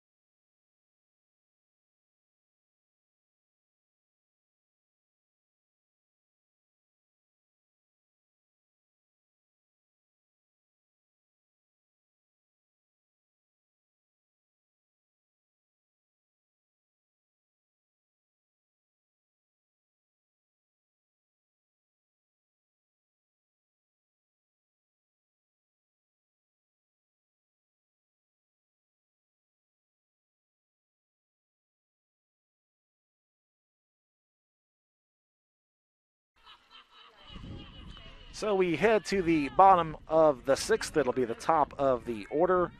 It'll be Anna Thomas leading off for the Wasp. And a called ball. So 1-0. Thomas is 0 for 2 on the day with a walk. She has had 2 infield pop-ups. Hits one to the second baseman over to first, so it'll be out number 1. But a better job of staying on top of the ball there for Anna Thomas. And that'll bring up Nicole Cox, who will be batting second here in this inning. It'll be Alex Braun in the on-deck circle. Cox has an infield hit, a ground out to first, and she popped up to the shortstop in her third at-bat.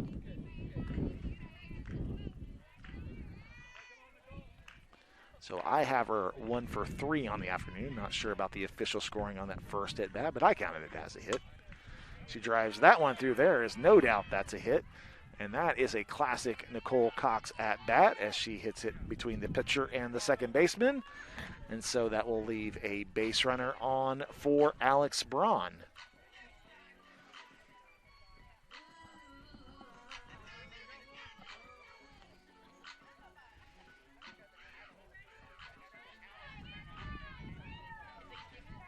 So Alex Braun re-enters the game here. With 1 out, the Ferrum coaching staff, head coach Gerald Kohler, wants to come out and talk to his defense because this is a tough spot here and they have got to find a way to get an out here, but they cannot give up anything extra. You can let her hit one into the outfield. You can let her get that single, but you can't give up the extra base hit. So the defense is going to have to try to knock things down here. But, of course, you know, this speedy Nicole Cox on first base, you feel like anything that Braun hits through the infield will almost guarantee her an opportunity to at least look at third. But Braun steps in.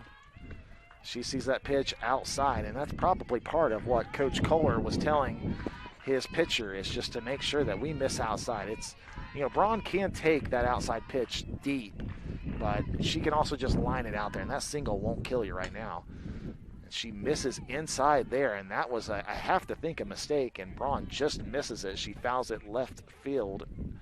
But you do not want to be living in that lower middle part of the plate because that's where Braun can just drive it deep. She's got, of course, a home run earlier in the game. And missing outside is going to be Ashton Lambeth, and so the count goes to 2-1. Braun with a home run and a single to right field in her 2 at-bats. She drives that one into left field, so that will be a single. About the, maybe not the worst thing actually that could happen to Ferrum there, as she didn't catch all of that one, and it was just a couple stepper there for the left fielder, and and so ultimately the Wasps were able to get runners to second and first. But that'll bring up Morgan Silvis in the 4-hole here with runners on first and second with 1 out, and the Wasps just needing 1 more run to end this game. Silvis sees a ball 1 go. So pressure on the Panthers here to find an out. Silvis hits one little easy pop fly to the shortstop, just has to take a couple steps backwards, and that'll be out number 2. And so an opportunity here for Hannah Morrison, the first baseman, with a chance to end this ball game.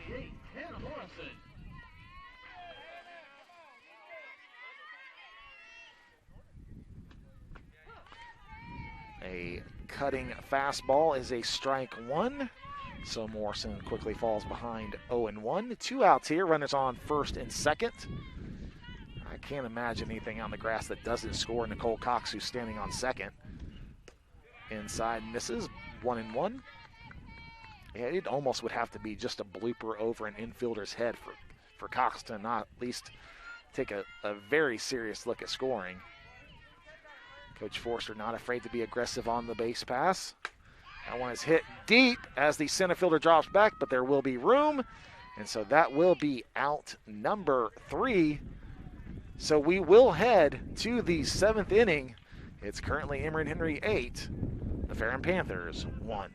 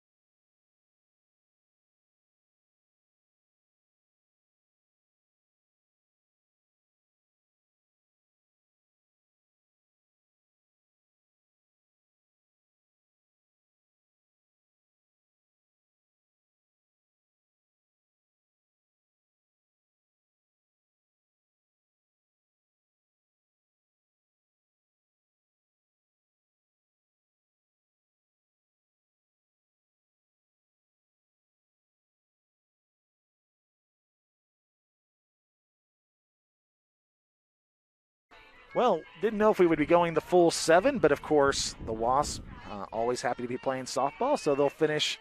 They will play the full 7. It looks like Cam Durr will be going the entire distance, of course.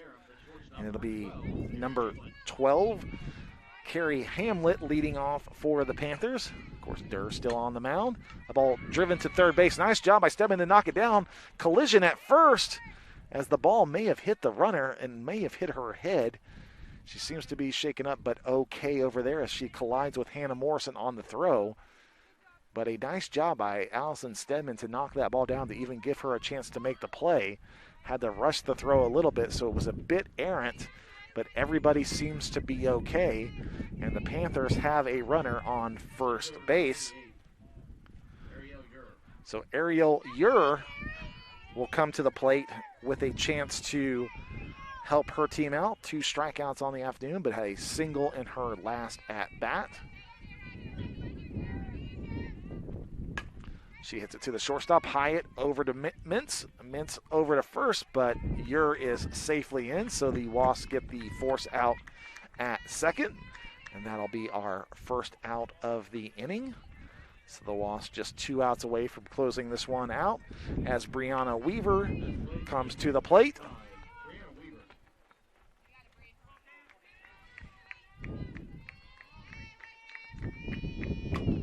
She fouls one over the dugout, makes the team duck into the rugby team practice.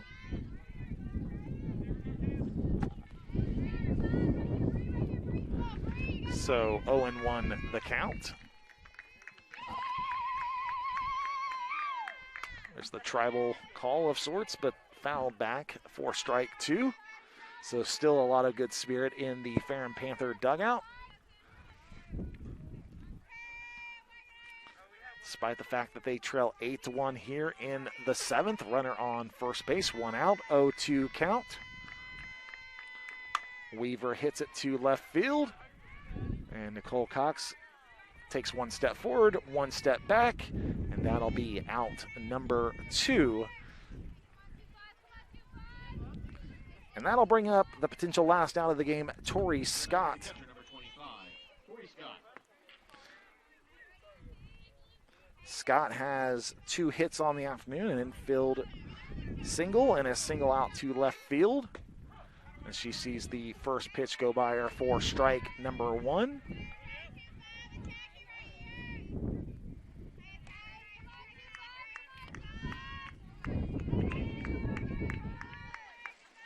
Swings and fouls that one back, so Durr well ahead, 0-2. Would love to see her get the 10th strikeout. Be a great way to finish this game 1.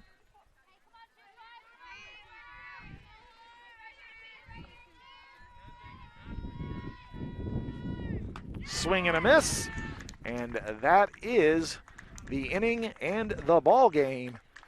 So the first game of this doubleheader goes to the Wasps as they pick up the win 8-1.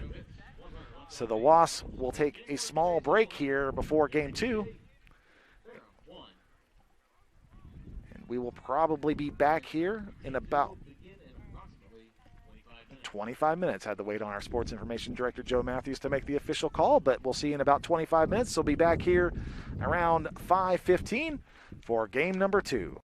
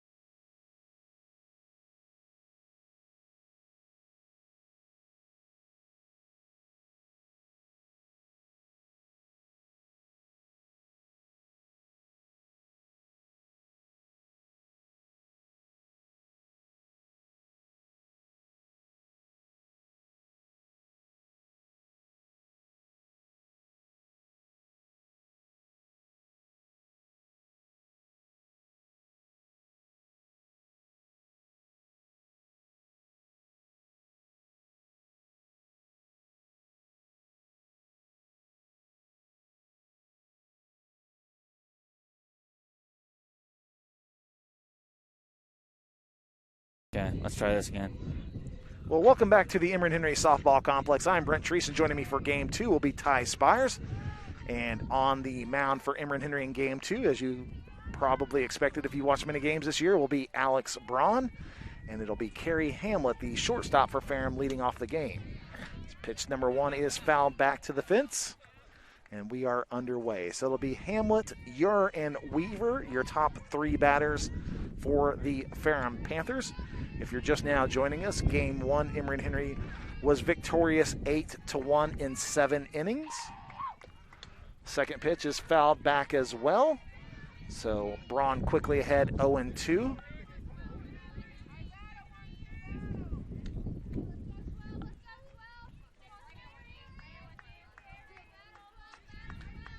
We will get your defensive starters for the Emory Henry Wasp here in a second. The Braun ahead 0-2. That ball is fouled back. For the Wasp on the infield, it'll be Stedman at third, Hyatt at short, Mintz at second, and Varner at first. Daisy Jenkins will come in and be the catcher for game number 2. In left field, it will be Kinsey Ingo instead of Nicole Cox in game 2, Anna Thomas and Emily Skaggs in right field. And that ball is hit for a single out to right field. Skaggs cleanly fields it, but that will be a leadoff single for Carrie Hamlet. Yeah, and a great piece of hitting there by Hamlet. Did not try to do too much. She's hitting from that right side. That left side. She's able to pull that right through the hole and for an easy single. Well, Ariel Ure will come to the plate. Struck out at her first 2 bats in game number 1, but got a little bit warmer in the latter part of the game. And she sees a strike 1 from Braun.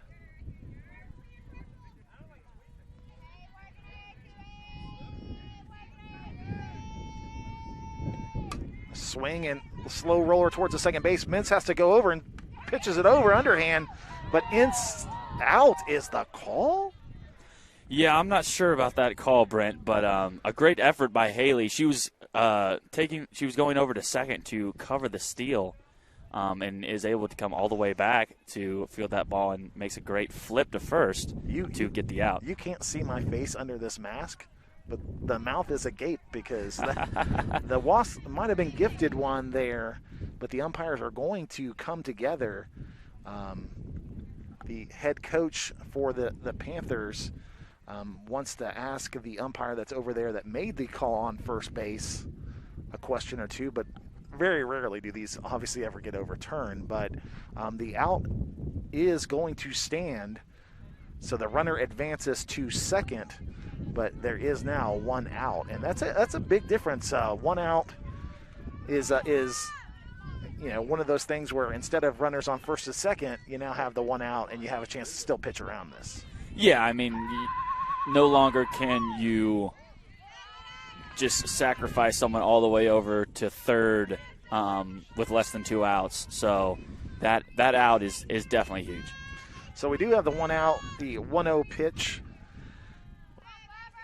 from Braun comes and misses low, so it'll be 2-0. And throw down by Jenkins almost gets the runner, who was kind of doing the lean over a little bit there, but she does dive back in safely. So the runner remains on second, and the count is 2-0 to Brianna Weaver, the second baseman. And low is the call, so the count is 3-0. Braun does have an open base here, especially with 1 out. It's not the end of the world if you walk this batter here, obviously because it sets up the double play. So she's probably not going to see something amazing here, and she doesn't. That's why she gets that walk. And that's the advantage of the Wasp getting that call at first base, is you don't have that luxury if you don't have that open base.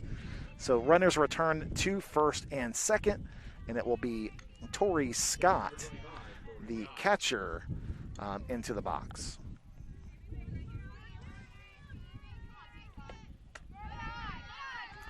Ball 1.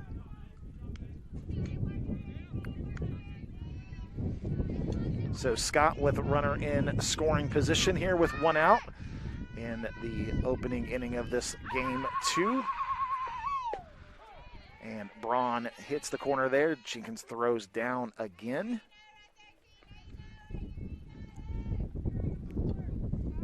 the Wasps never shy to throw down and try to get a runner that just creeps a little bit away from a base. That ball is skied to center field. Thomas waves off everyone and makes the catch, and that'll be out number 2. Yeah, you're talking about the Wasps not being scared to kind of backpick, and I think that just shows the confidence that the coaching staff has with their catchers. I mean, they know that they're going to be able to put the ball right where it needs to be, because there's nothing worse than trying to make something happen like that, just doing a little bit too much, and things start to fall apart. So the designated player, Carly Nelson, the batter, and sees a strike 1 call. So we saw this in game 1 that the Panthers were able to get runners on, but were having trouble getting them across the plate. And quickly into the 0-2 hole goes Carly Nelson.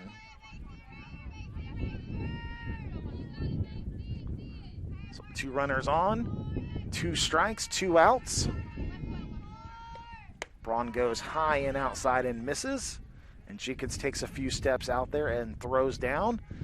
And back in safely is Carrie Hamlet. And you like the aggressiveness by Jenkins there, but she's got to be careful with that throw. An overthrow here, especially when someone with the speed of Hamlet, could be an error that leads to a run.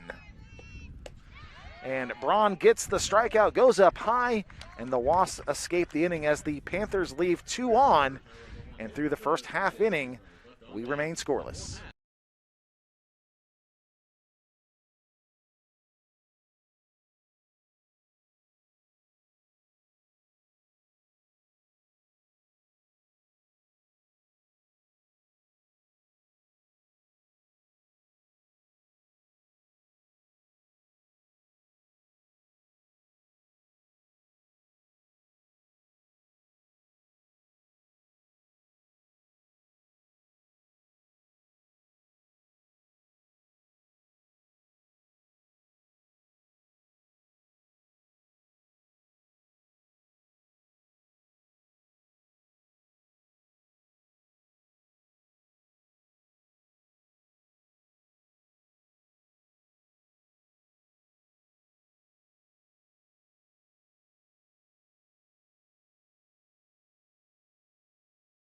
all right.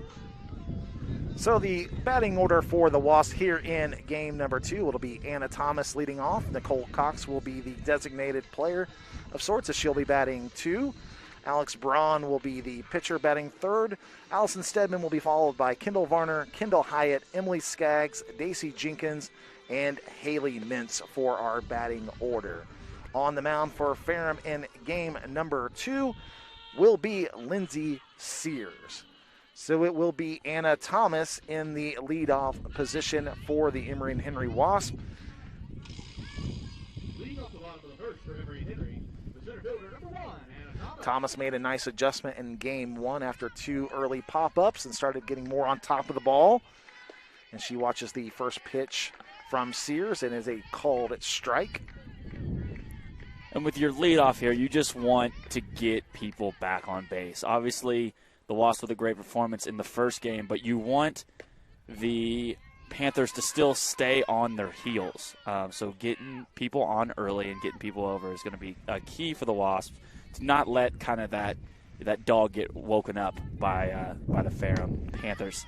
And a pop-up on the first base line is no problem from Kirsten Snyder, and that'll be out number 1. And that's sort of almost a mirror of kind of her first at-bat, except she popped it up to the catcher. So, yeah, those pop-ups in foul territory really sting because you feel like you didn't even have an at-bat. You feel like it was taken away from you, so I'm sure Anna is not pleased about that. Well, Nicole Cox, the slap left-hander, will come in, puts the bunt down and fouls it back, so it'll be strike 1.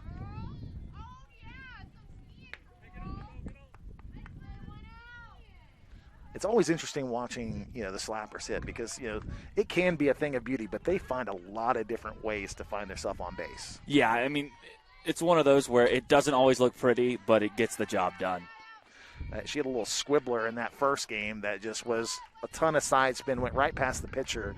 And as soon as it got past the pitcher, you're like, no chance. There's no chance to get her down. She's so fast on that first baseline. but she falls behind in this first at-bat of game 2, 0-2 here with 1 out. She lays off the high stuff and misses for ball 1.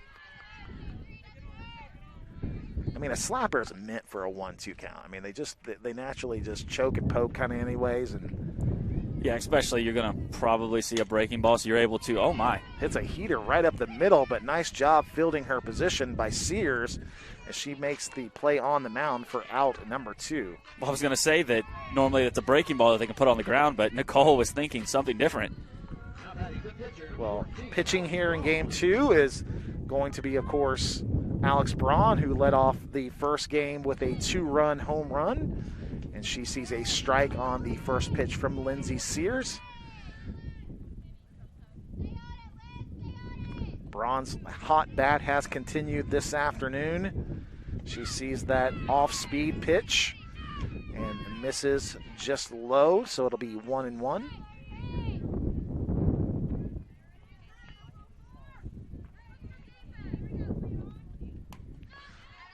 Fouled back, and something you actually don't see a lot of, Ty, in softball is that there's literally a shift here on Alex Braun. Yeah, I mean, softball is one of those sports where it's such a close, the fielders are so close that you don't honestly see that a ton, but we're seeing it here by the Panthers. They just think that Alex is not able to go backside, but obviously she is. With she hits the little flare. That double right there. Not only hits a little flare, but finds herself on second base, and the shift does not work there because that would have probably been a pretty routine play by the second baseman, but the second baseman was over on about the shortstop side of second. No chance of making that play, so Alex Braun stands at second, and Allison Stedman comes up to bat. And there's probably not a better feeling than beating a shift, because when the other team shows a shift, they say, you can't go backside. We know you can't. So being able to do exactly that is a great just way to rub the other team's nose in it. And a little blooper here by Stedman. Falls down, and the first baseman wasn't over and on her position. So everyone will be safe as Allie Stedman goes to first, and Braun moves to third, and Kendall Varner comes up to the plate. I don't really, it's a little chillier out here as the sun starts to set a little bit, but that wind is kicking up, and right now the wind is blowing out and to the left field. That's a good place for Varner to hit it. Are you trying to call your shot right here? I'm not, but I'm just saying that, we've seen Kendall hit some bombs that way, and if she can get underneath this one a little bit and get a little launch angle going, she can take this one for a ride if she sees a ball 1 on her first pitch. She does get underneath that one, and that's going to be foul territory, but caught by the shortstop. So the Panthers live dangerously, but they escape the first inning, giving up no runs. So after one complete, we're tied at 0.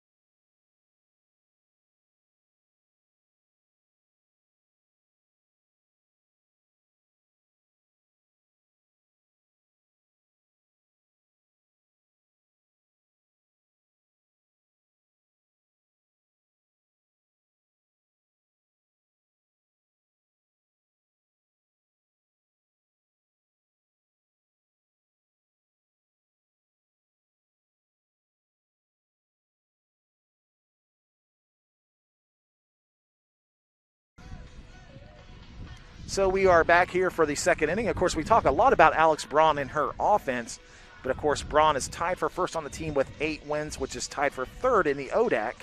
She has 10 complete games on 10 starts, which leads the ODAC, and is tied for 10th in the country. And she comes into this game with 74 strikeouts, which is second in the ODAC and 27th in the country. So we come to the second scoreless, and the first pitch is fouled back by the hitter Carly Nelson, the designated player in this game, and Braun is ahead 0-1.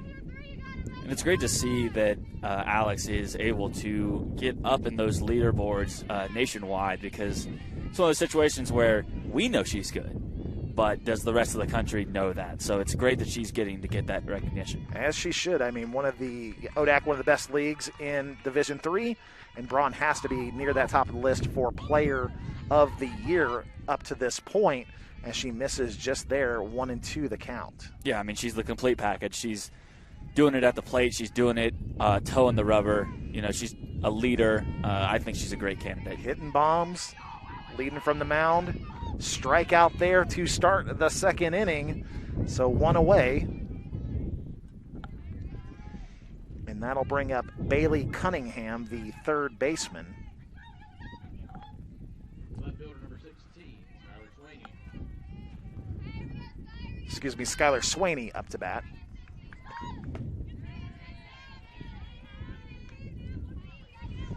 The left fielder takes a strike one.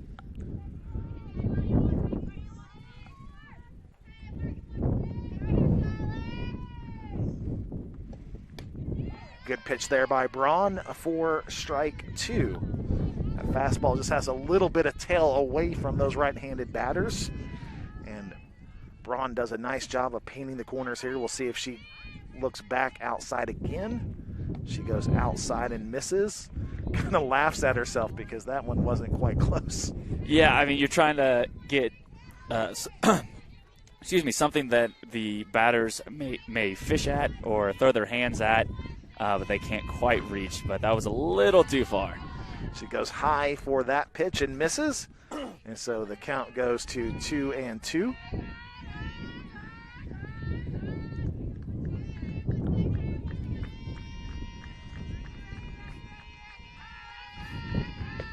And a pitch right down Main Street is for strikeout number 2 of the inning. So out number 2 for the Wasp here in the second.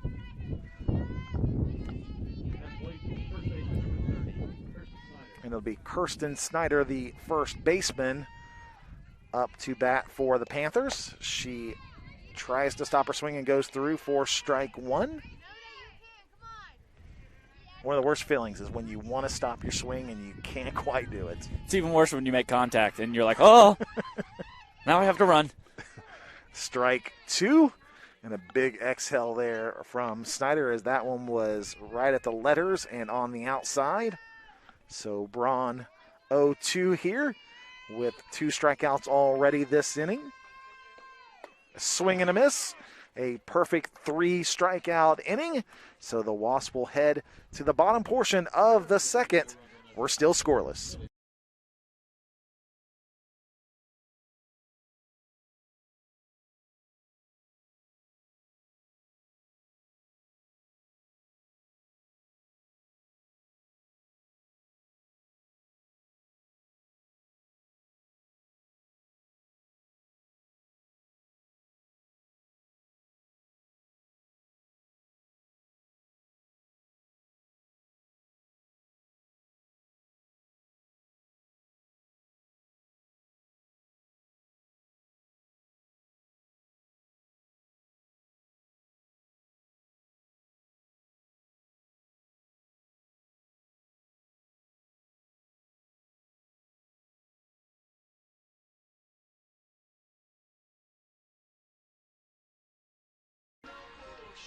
Well, we head to the bottom of the second here. Ty, what can you tell us about the pitcher for Ferrum, Lindsay Sears? Yeah, so Lindsay is a right-handed pitcher for the Panthers. She's got a 5.73 ERA so far this year, over 7 in the third innings pitched, and opponents are hitting .296 off of her. So not the best start, but someone that the Panthers feel confident in.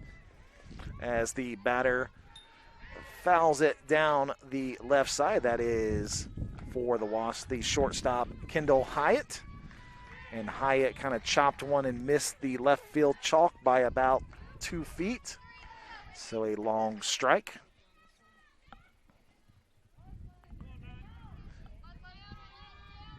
Emily Skaggs, the right fielder, in the on-deck circle. The off-speed is low and in the dirt. So count goes even at 1.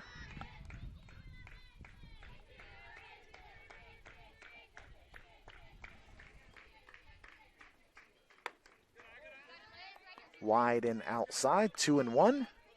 It's nice to feel the sun for just a moment. The sun has been ducking in between the clouds, and it feels like it's about 5 degrees warmer when the sun's out. Especially when you're in the shade, it starts to drop in significantly.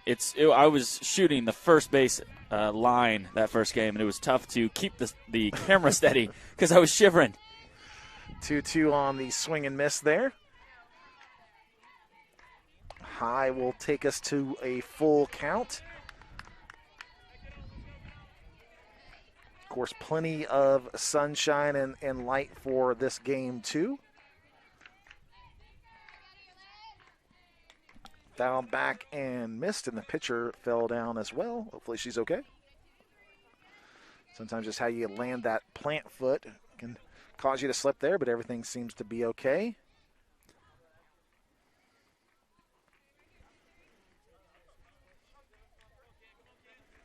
Umpire clears off the plate, and we are full on our count for this first batter of the second inning. And a swing and a miss leads to the strikeout. So that'll bring up Emily Skaggs, the right fielder. Yeah, let's go, Emily! Now batting, the right fielder, number 4, Emily Skaggs.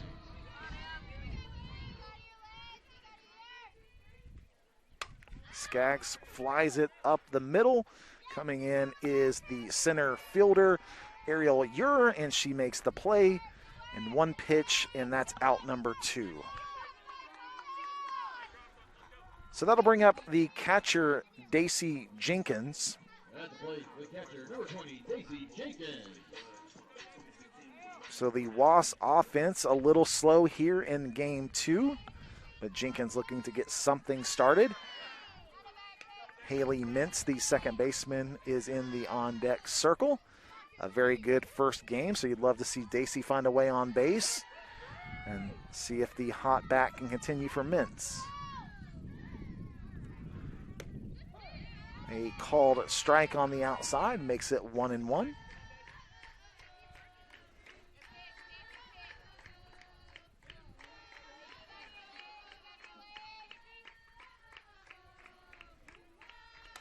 Inside and fouled off the handle. So 1-2 goes the count. And really, we were talking about Sears a little bit, Ty, but what do you think the key is for her? I mean, it seems like she has to stay off the middle of the plate. It's got to keep it on the corners. Yeah, I think that the outside corners where she's going to have to live with these Wasps, also getting them to swing at pitches that aren't strikes. They're actually really good at that, but obviously percentages go down. So getting them to swing at like high pitches, something that's not always the easiest to handle. Now you're obviously there's a risk there of a ball going 400 feet. But, you know, that's at this point with such a volatile offense with the Wasps, you're going to have to take some risks. Misses just there outside. Good eye by Jenkins to lay off that one. 2-2 the count here with 2 outs in the second.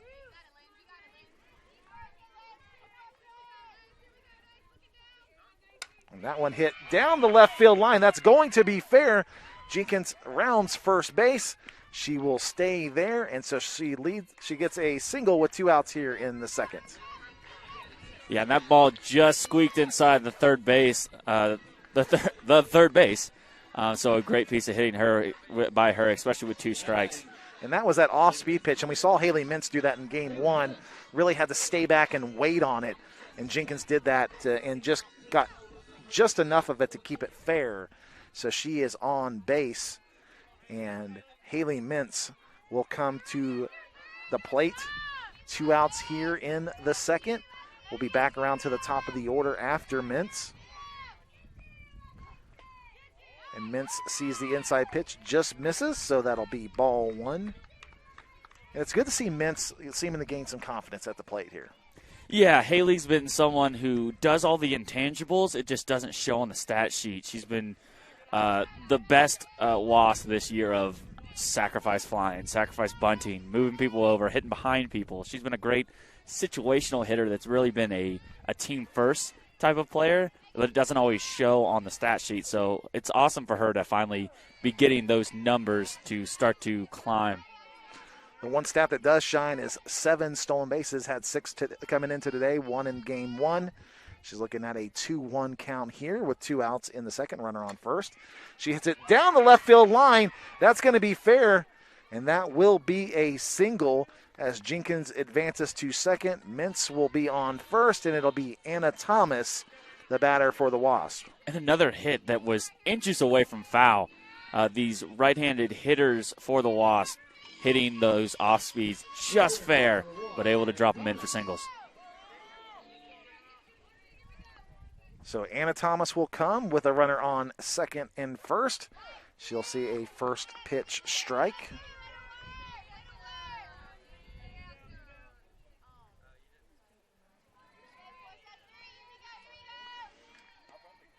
Two outs here.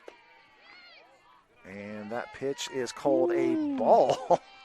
Sometimes I have to wait because, you know, when you see one thing and it's called another. But we'll take that one. Ball one, so 1-1 the count.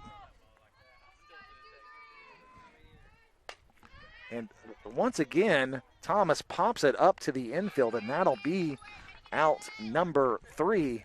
So the Wasps get 2 on, but can't get anybody across the plate. So after 2 complete, we're still tied at 0.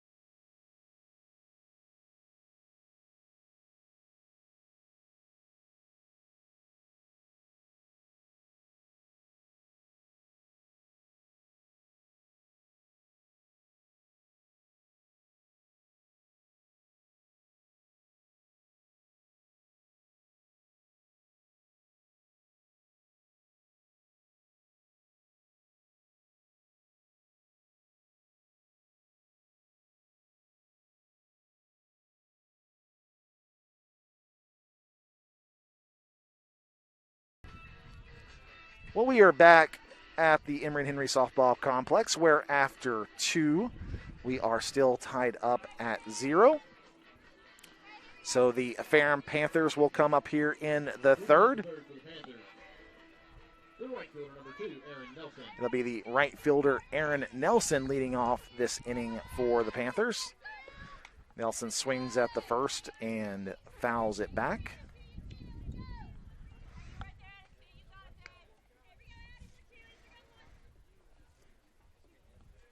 So an 0-1 count here for Braun and the Wasp. Down in the dirt and misses, so 1-1.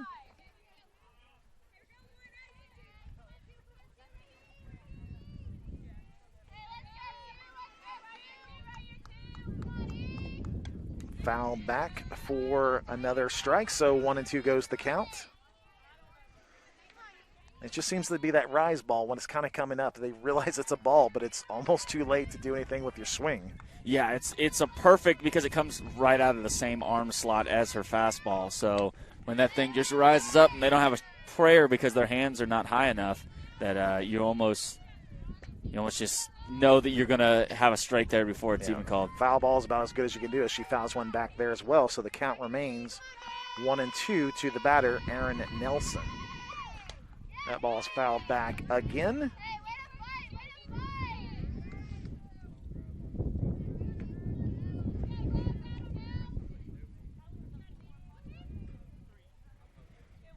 Always good to see more pitches, so good job here by Erin Nelson to battle and see another one. But she watches one go wide, and I thought that was going to be a strike. Woo-hoo-hoo. But called a ball, so 2-2 the count. That was pretty. Swing and fouled back again. So the count stays 2-2. That was sort of Alex's strikeout pitch, is that kind of ball that cuts away from him. See if she can go back there again. Gets her on the high one, so that'll be strike 3. So another strikeout for Alex Braun. And so we head back to the top portion of the Ferrum offense, and it'll be the shortstop, Carrie Hamlet, who singled in her first at-bat.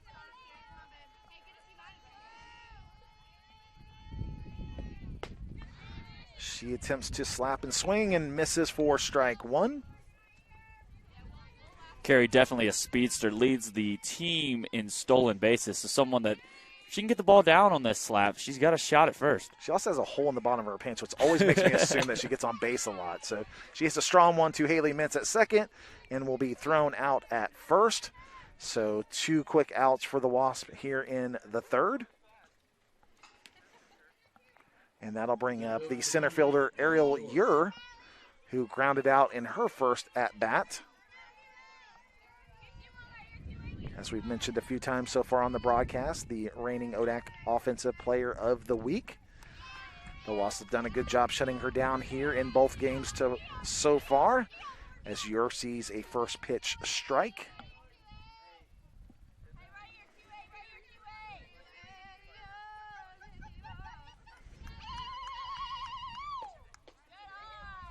Missing low and outside will be ball 1.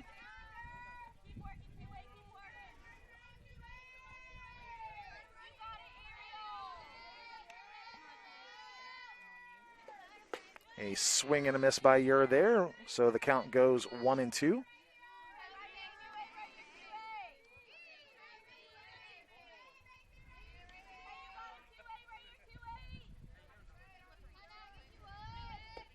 A swing and a miss, and Braun strikes her out to finish the top portion of the third.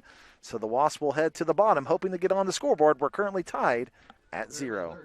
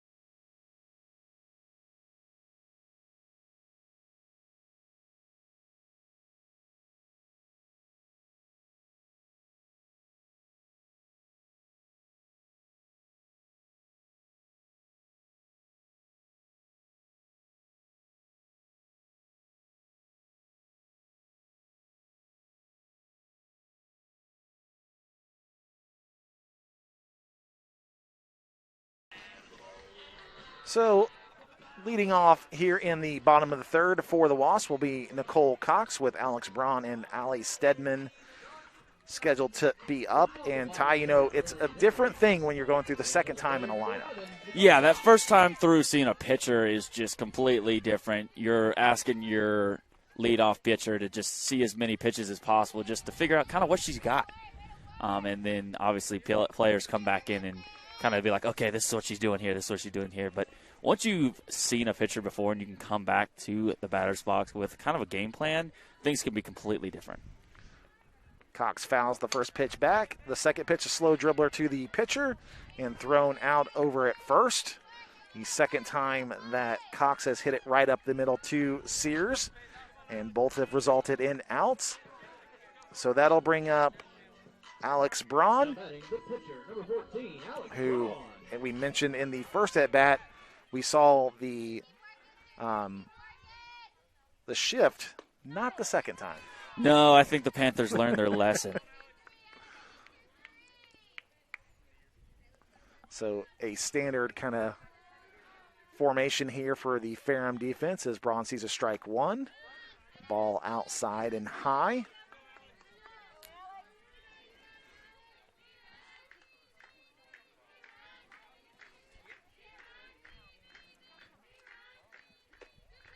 Inside strike.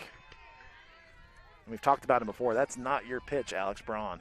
She can do something with that, but likes it more a little out over the middle. Yeah, likes to get her hands extended and be able to use her hips to drive that ball over the fence. Comes back inside and hits her almost in the hip. So she will go down to first base. And that'll bring in senior third baseman Allie Stedman. And Braun has some good wheels over there on first base, so we'll see if Stedman can move her along here. Yeah, not someone who gets to steal a ton of bases, honestly, just because she hits the ball over the fence, but is not one to shy away from swiping a bag here and there. So Allie Stedman 1 for 1 on the afternoon with a single. One out here. Runner on first. Fakes the bunt, takes the pitch up high, and it's ball 2. And that slash move, the fake bunt to a swing, is an old school move that you don't see a ton, but it's something that Allie really likes. I mean, you bring in the third baseman and the first baseman in the corners, they kind of charge in, and then your angles in the holes are just so much better. So it's a great tool if you're able to bring that bat back and actually get a good swing through. A called strike on the third pitch. So 2-1 goes the count. Sears shakes off the plate, comes the pitch she wants, and Stedman fouls it down the left field line.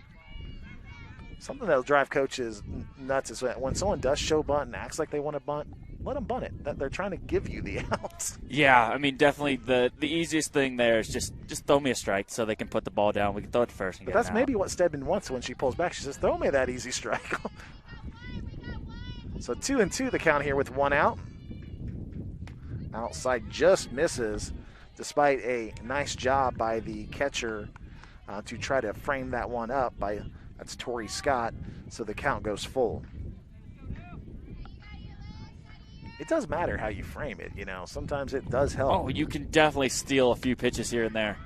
And another pop fly in the infield, and that one will be corralled by the second baseman, Brianna Weaver. And so that'll be out number 2. And that'll bring up Kendall Varner. So you think you survive the power alley of the Wasp lineup when you get through Braun and Stedman. But, hey, there's Kendall Varner. Yeah, she's always one that could go yard at any time. When she gets that powerful upswing going, you always see her in the batter's box. When she steps out, that's something she's always working on, hitting up at the ball. And when she does that well, the ball can go.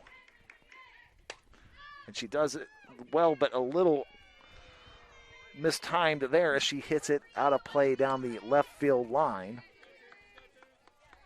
A little early on the off speed, takes the count to 0-2.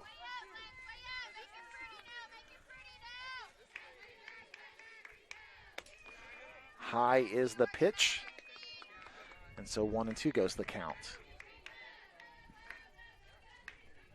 Now, someone like Varner, does the count change much of what she does here, Ty? I think it does to an extent. Obviously, you want to be you. You want to be the type of hitter you are. She's someone who is going to try to get the ball up in the air. But, you know, a mature hitter will cut their swing down a little bit. With 2 strikes, it's more of a team AB than it is a personal at-bat. So I'm sure she's swinging. She's not have this big, grandiose daddy hack. It's much more of a let's just get on base.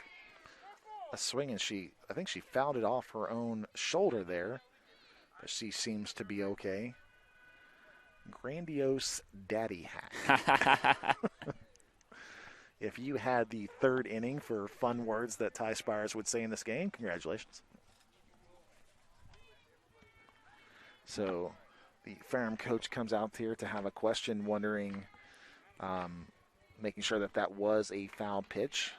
Yeah, because if that ball doesn't hit her bat, it's actually a strike 3 call.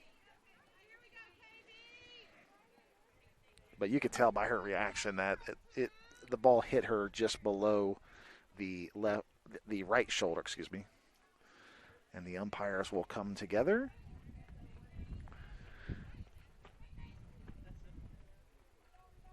Such a difficult thing to see at full speed. So kudos to the umpires for making an attempt. Always good.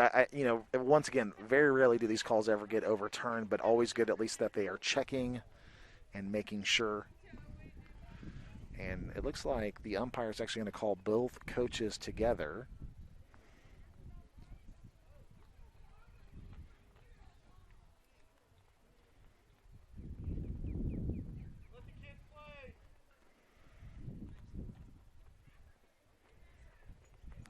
So not sure so much what the discussion here is.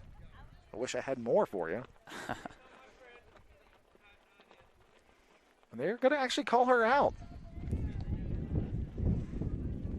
Ty, anything? Yeah, I mean, it must have – she must have just completely swung and missed. A ball kind of a breaking pitch, breaks a little too hard, and you think it's going to be a fastball, and right at the last second it breaks in and it hits you, so it's a strike 3 called. If you say so. So after 3 complete, we remain scoreless.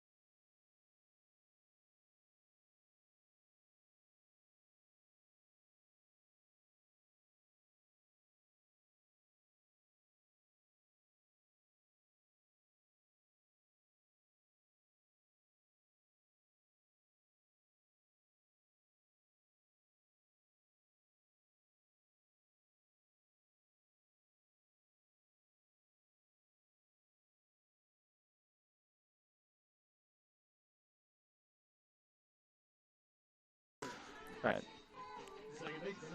Well, leading off the 4th is going to be the second baseman, Brianna Weaver, who walked in her first at-bat. So Alex Braun stays on the mound, pitching a solid game so far. And she comes to the plate, and strike 1 is the call on Weaver. And that walk in her first at-bat is just climbing this team leading on-base percentage. She's currently on base at a 486 clip. Well, that one's not going to help because that's a pop-up to Kendall Varner. So the Wasps find a way to get a good hitter out for out number 1 here of the 4th. Sorry about that, Ty. I think every single time I read a stat, the person does the exact opposite of what I say they do.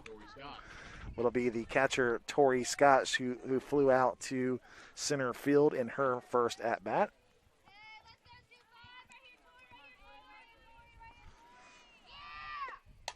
And she fouls it straight back for strike one.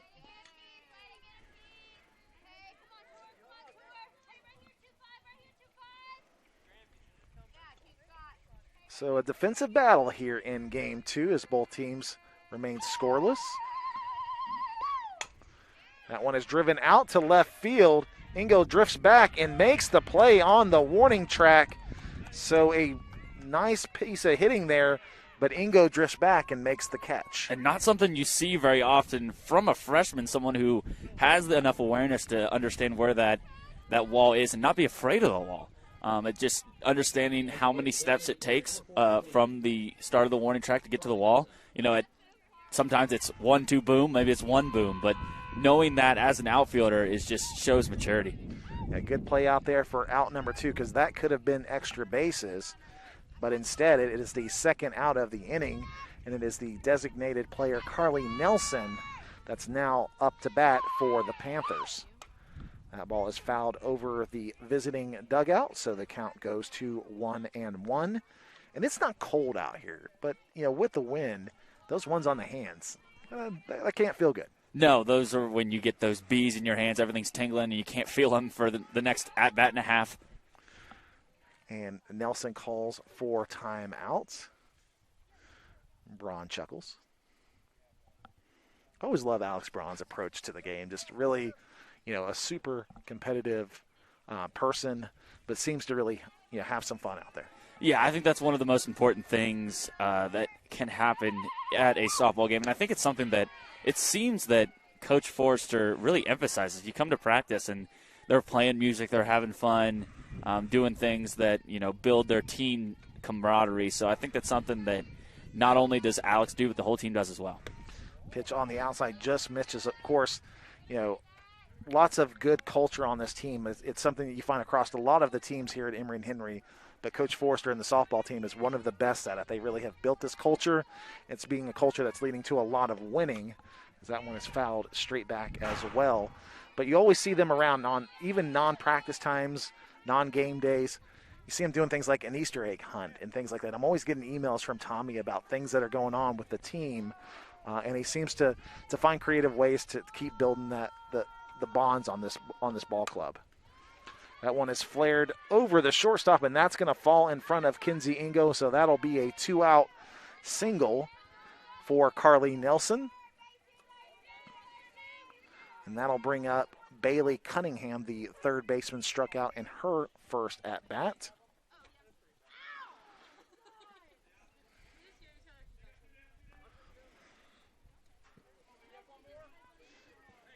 Now batting the third baseman, number 3, Bailey Cunningham. The home plate umpire steps away to collect some balls. Seen a lot of foul balls, a lot of good pieces of hitting to keep the bats alive, long at bats. Yeah, I don't think that this Panthers lineup is, you know, the score that they've shown the last 2 games of just 1 run. They have long at bats. They get people on. They're just not able to get runs across the plate, and that's going to just come with time and maturity and something that will take a okay team to being good and a good team to be great. 0-1 the count to Cunningham in the dirt.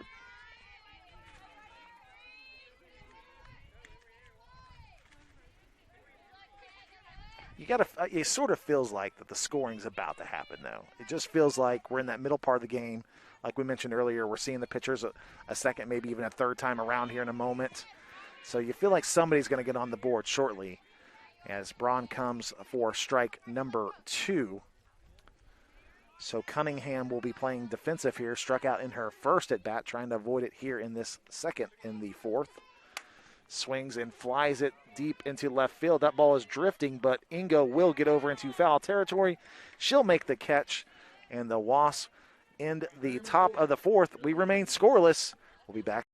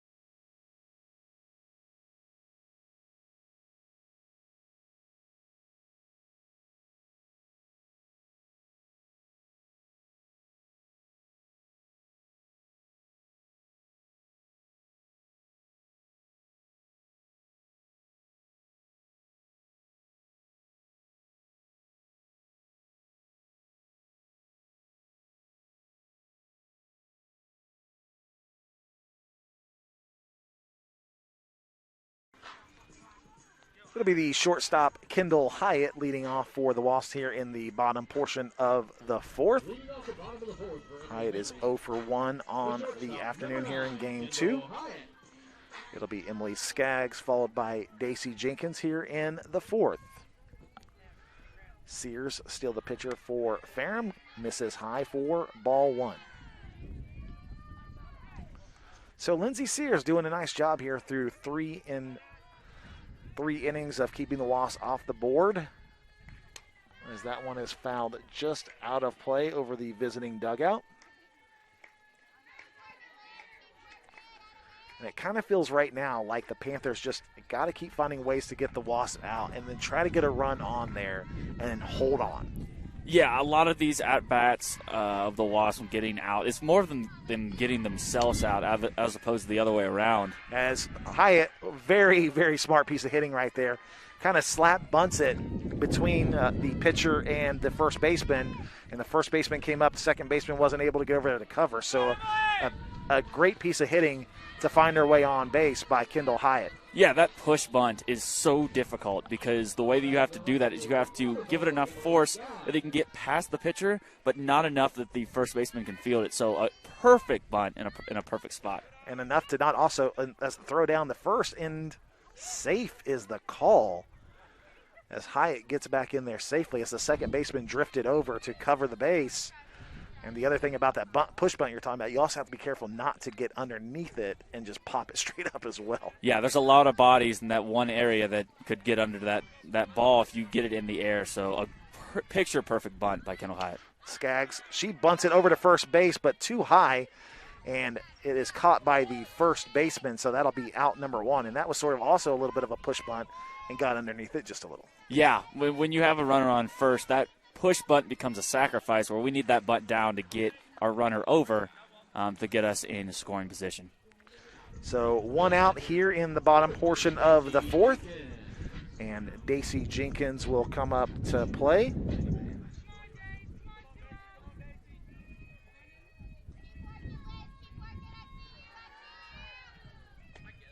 Kendall Hyatt, the runner on first for the Wasp. Bunted herself on to lead off this inning.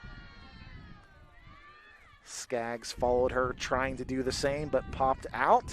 So there's 1 out here in the fourth.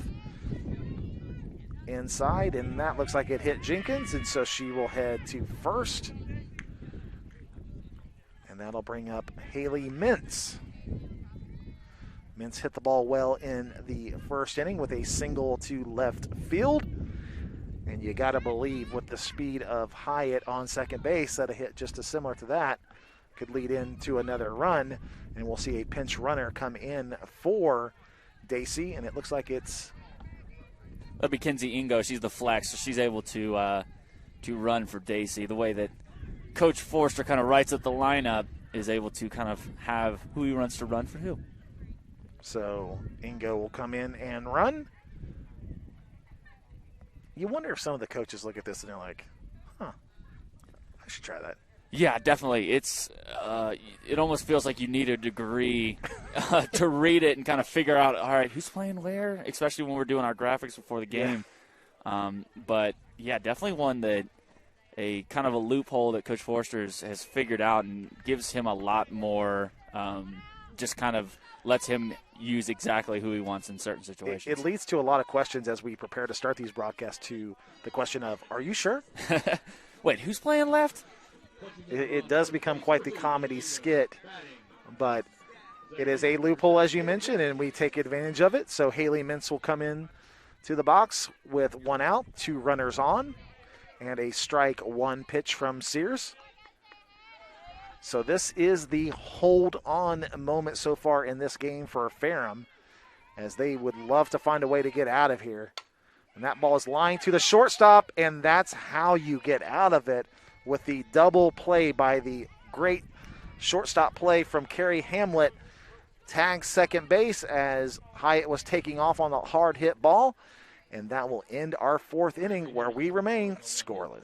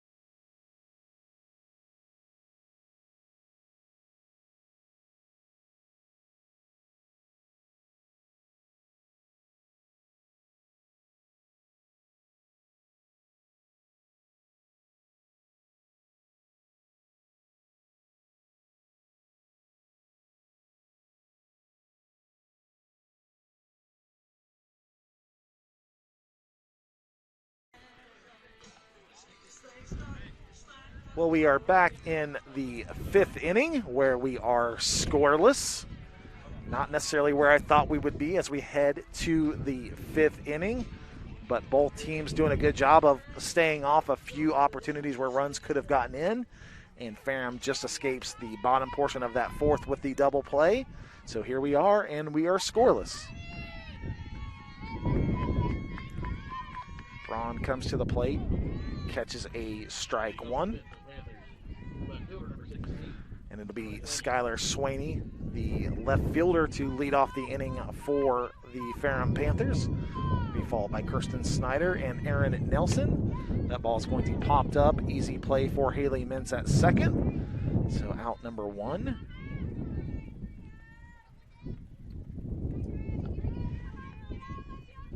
So it will be the first baseman, Kirsten. So Kirsten Snyder will be up to the plate for the Panthers. She fouls it back.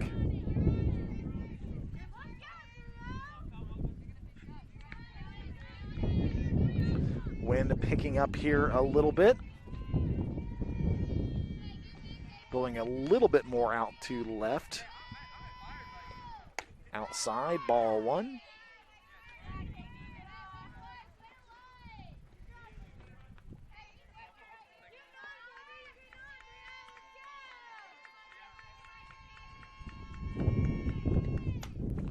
Ball is fouled back, out of play. Ty, you played a little outfield. When you were playing the outfield in a windy conditions like this, did you just walk out and think, awesome? Definitely not. In that situation, you're having to check where the wind is blowing every inning, or even during the inning. Sometimes it's swirling. A lot of times you're just like, well, ball hit to me, I'll just kind of hang kind of where I'm at so I don't make too drastic of a decision and then try to read it late. But, yeah, it's really tough to get good reads when that outfield wind is swirling. That ball is going to be on the foul line, and a diving catch by Emily Skaggs out there. Fantastic play to get the out, and that one was falling. It's going to be fouled, but she catches it, and an unbelievable out there and an unbelievable play by the right fielder. Really one of the defensive stars for this Emory Henry Ball Club. Yeah, a great play by her to be going towards the line and make that play there. It was in foul territory. Everyone's around. She's calling everyone off, but able to get back and make the play. So a great 2 out for the Wasps there. So 2 outs here in the top of the 5th, and it will be Aaron Nelson, the right fielder, in the box for the Panthers. Off speed, swing and a miss. So 0-2 quickly is the count.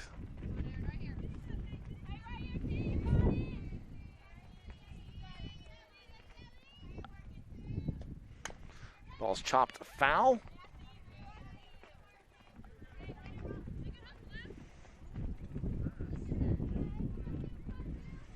So no balls and 2 strikes, 2 outs here in the 5th. The Wasps would love to get back in the dugouts and get the bats back on the shoulder, as that ball is high. And I thought I was doing better, Ty. I mentioned in the first game I've gotten better about not ducking when the ball comes at me. Definitely saw the flinch there. I don't know why, man. You just can't stop yourself sometimes. Well, this net is so much better than maybe like a fence or something. You almost forget that you're even looking through it. 1-2, it thrown over to first place. Hyatt sort of double pump there, but she does get the runner out at first. So we have completed the top portion of the 5th. We're still scoreless.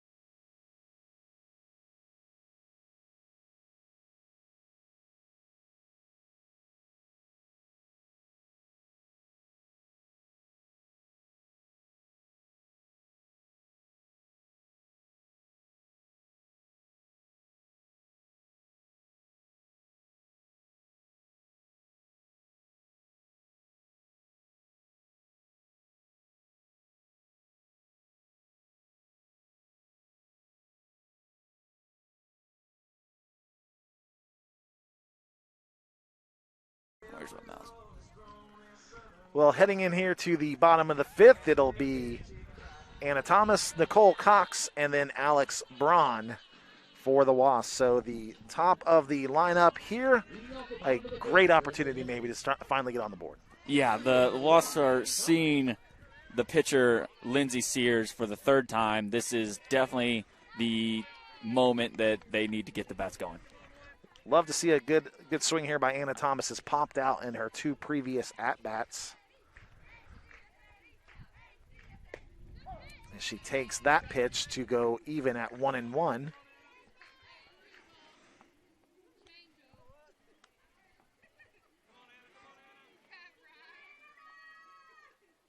That ball is a good swing there, hit to center field, but the center fielder for Ferrum drifts over to make the play. Ariel Ure, a nice read on that one, but that was a bullet and a good swing by Anna Thomas. Great swing by Anna, but such a frustrating at bat. I mean, she popped out twice, not probably pleased about that, and then she finally puts a good swing on a pitch, and it finds a glove. So very frustrating by her, but she's got to just remember that, keep that swing, and they'll end up falling eventually.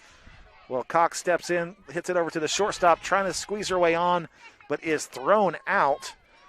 So Carrie Hamlet does a good job of not panicking with the speedy Nicole Cox and throws her out at first. So the Wasps have 2 outs here in the bottom of the fifth. And I think Lindsey Sears, the pitcher for Ferrum, has to breathe a deep sigh of relief because she didn't get hit at that time by Nicole Cox. But I'm not sure she's got too much time to feel relief because she's got the pitcher, Alex Braun, coming to the plate. Yes, she might be safe from being having another ball hit right up the middle, but this batter right here can hit it out of the park. And Alex Braun takes that pitch, so she is ahead 2-0.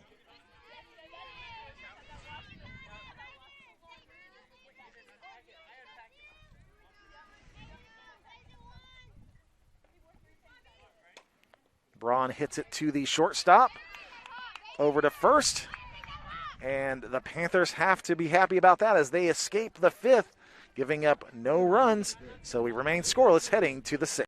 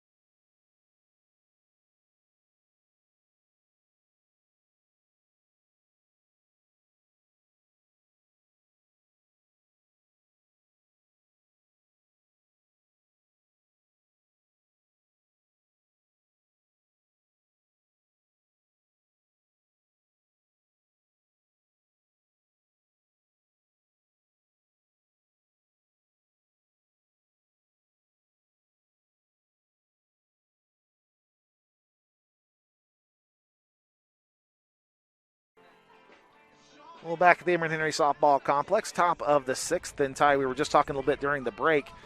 Doubleheaders are one of those things where you can't pay too much attention to the first game because they don't count those runs in the second. So the Wasps are going to have to be careful here because they're letting this Ferrum Panther team just hang around.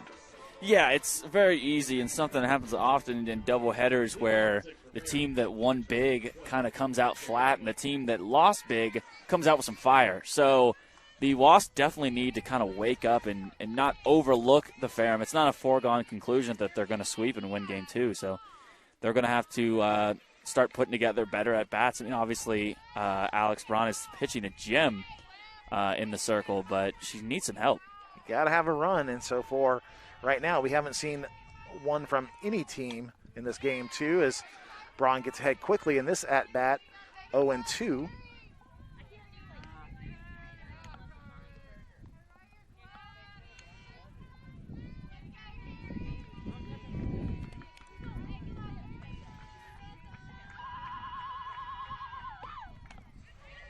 And misses there, does Braun. It is Carrie Hamlet, the batter for the Ferrum Panthers here, the leadoff hitter. Had a single in her last at bat. So top of the order for the Panthers. A golden opportunity for them as Hamlet lets that one go and Braun misses. So 2-2 the count here.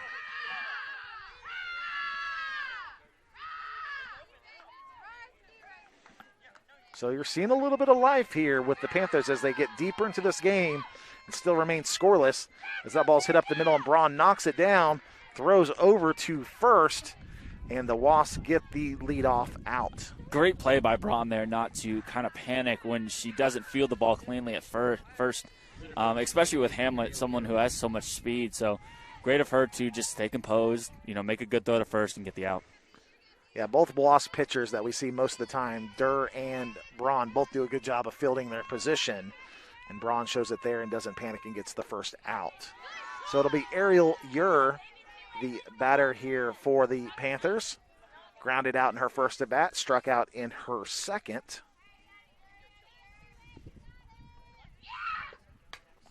Fouled away, so 1-1 is the count.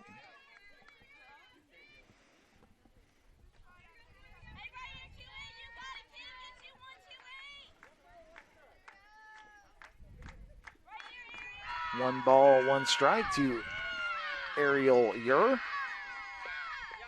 Braun comes in and gets the call for strike 2.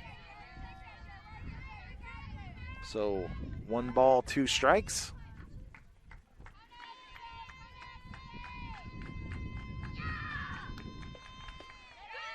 And Braun looking for the call there, does not get it. So the count goes 2-2. Yeah, just missed high and outside, something that most players aren't going to be able to handle. So a great pitch by her, but just missed.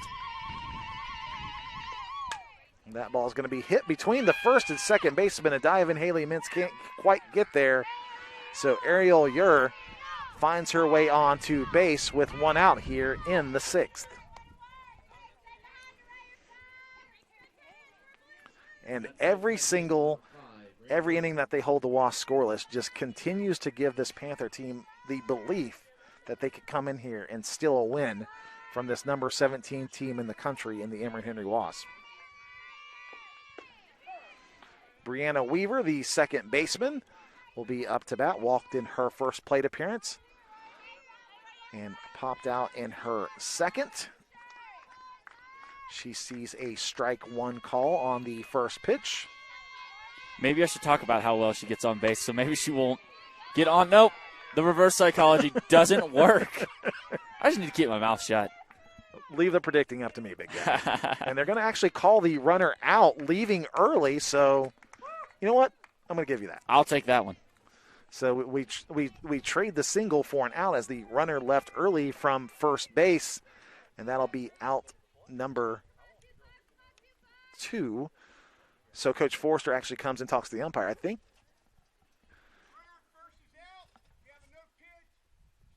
the runner, he's going to go with the no pitch option here. So because the runner left early, he can have that no pitch option, and so the batter will come back up, and there will be 2 outs now. Yeah, definitely the right call by Coach Forrester to have no runners on and the batter coming back as opposed to a hit and a runner on first. You got 2 outs either way.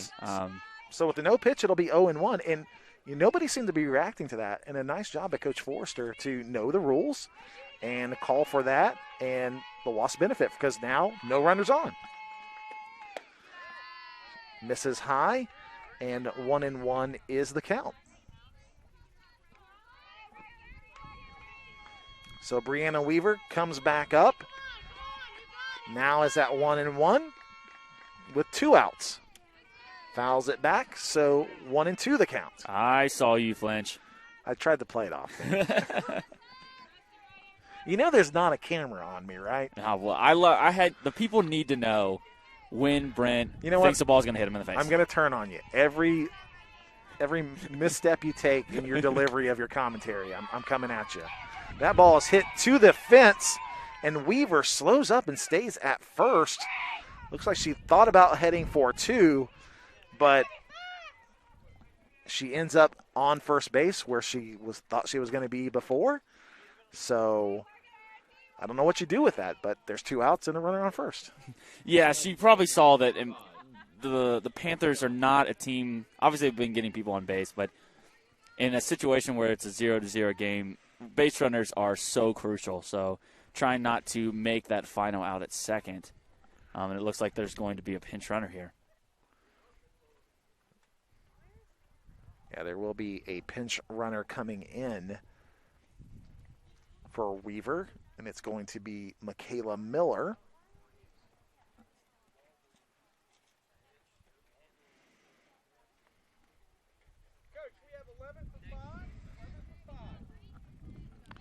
So Miller will go and run on first base.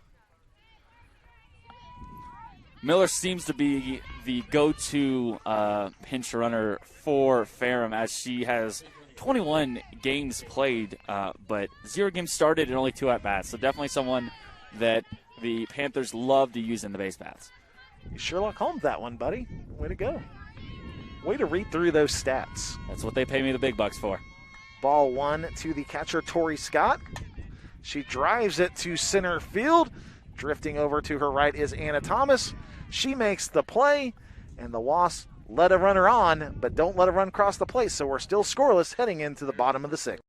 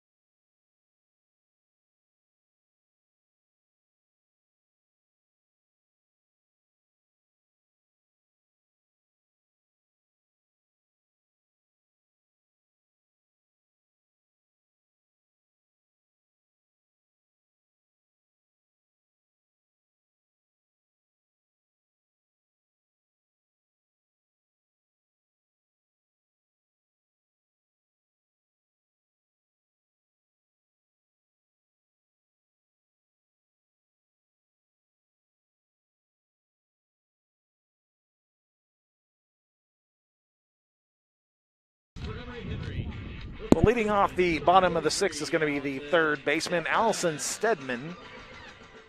Stedman singled at her last at bat.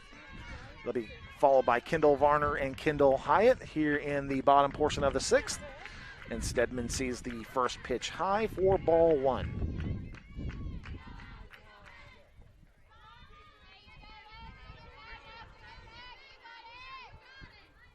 Train blows in the background. That's always good luck.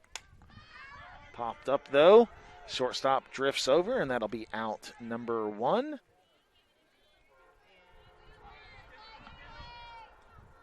So Kendall Varner will be the batter now for the Wasps as the Panthers get the first out of the 6th. If you're a Wasp fan, we haven't strung together a lot of hits, but we have the ability to have one swing change everything, as Kendall Varner is one of those folks that can do that as she sees a ball 1 inside.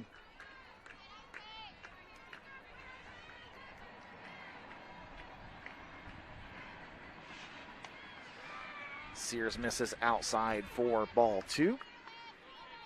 And that's sort of Sears' job at this point. You just can't make the mistake that gives up that one swing that gets a run on. Yeah, she's pitched a great game keeping these Wasps off the base paths.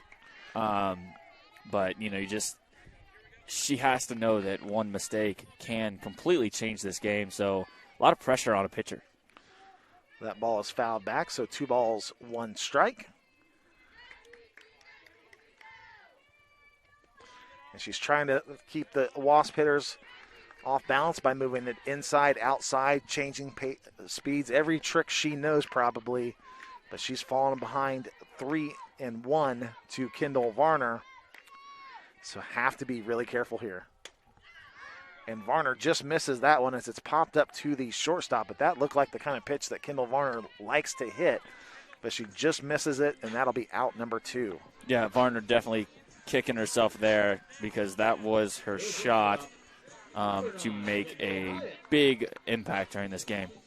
It'll be Kendall Hyatt, who is up for the Wasps. Struck out in her last at bat, fouls that one down the left field line out of play.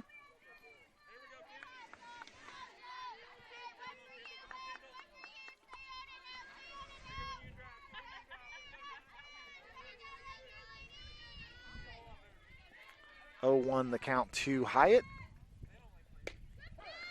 Good change of speed there by Sears. Gets strike number 2, so she's well ahead. 0-2 here with 2 outs in the bottom portion of the 6th inning.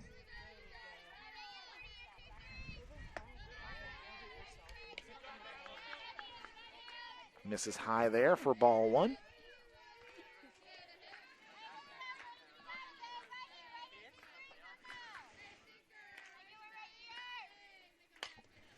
Ooh, that ball is rifled towards the dugout and foul.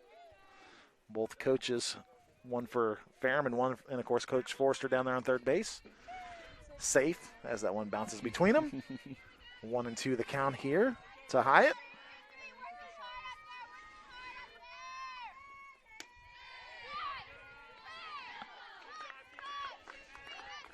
I think I misspoke earlier. Hyatt actually, if you'll remember in that last at-bat, had that bunt on for herself. 2-2 the count here. 2 outs. She hits that one foul and out of play down the left field line again. So the count stays 2-2.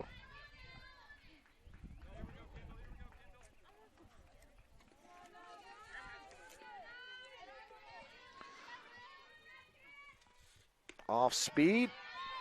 Just misses. Full count.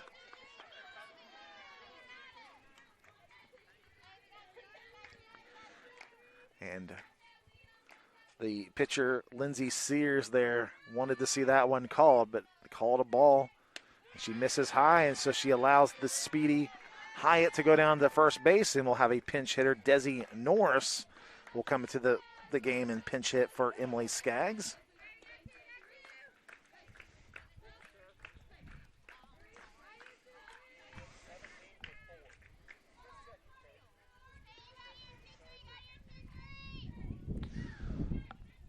So we saw Desi Norris pinch hit in game number 1. She'll do the same here in game number 2. Great walk-up song. Welcome to the Jungle, in case you can't hear it in the background.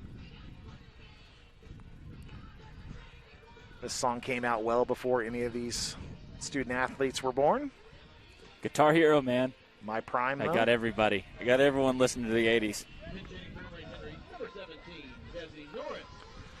So the freshman Desi Norris from Sims, North Carolina, comes into the game with a runner on first. And she will see a strike 1 called.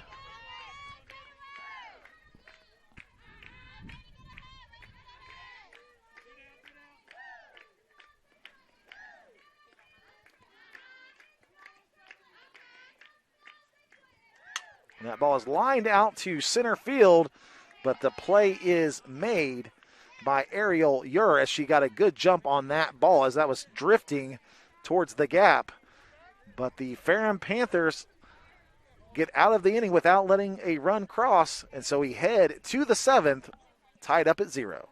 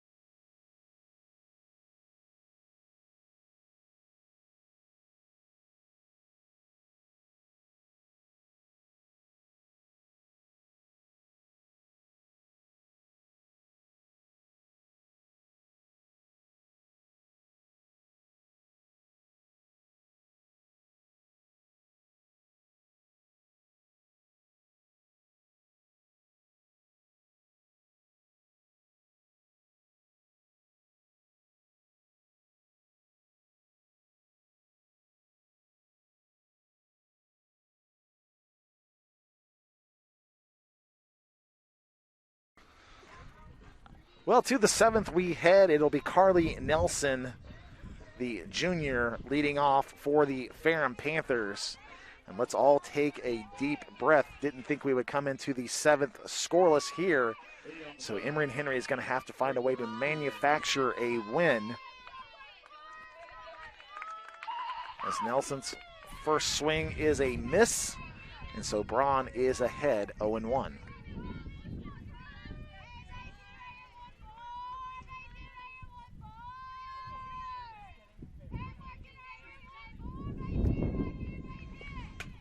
That ball is going to be flared over to second base. And I thought that one was going to carry a little bit further, but luckily it dropped just into the mitt of Haley Mintz for out number 1. A little bit of a jump from Haley. Not sure she actually needed to, but made it look great. I'm going to correct myself. That's a glove. A mitt is what the catcher and the first baseman have. That is That's true. a mitt. Those have. That's a glove that Haley has. Knowledge. So out number 1 of the inning.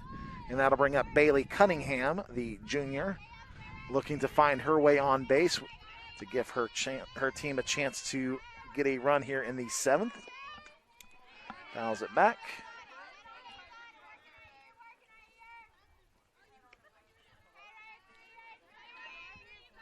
Cunningham struck out earlier in the game, facing a 1-1 count here.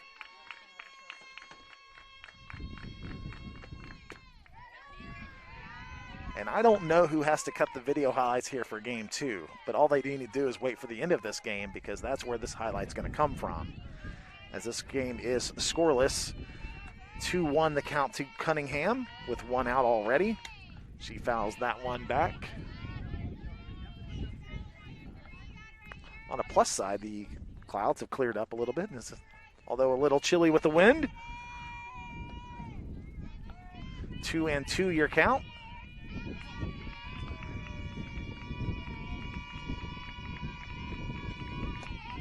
And Braun misses high and outside, so we go full. I don't want anybody on at this point. It just feels like you don't want to give them any chance to even have a runner on. No, not with as long as the Wasps have kind of let the Panthers hang around. It almost feels like because we haven't put the nail in the coffin that they're almost destined to get something going here. You want to let those sleeping dogs lie, and this is a team that looks to be waking up a little bit. You got to imagine we'll see a pinch runner here. And it looks like it'll be number 6, Caitlin Wiles. She will be coming in to run for Cunningham.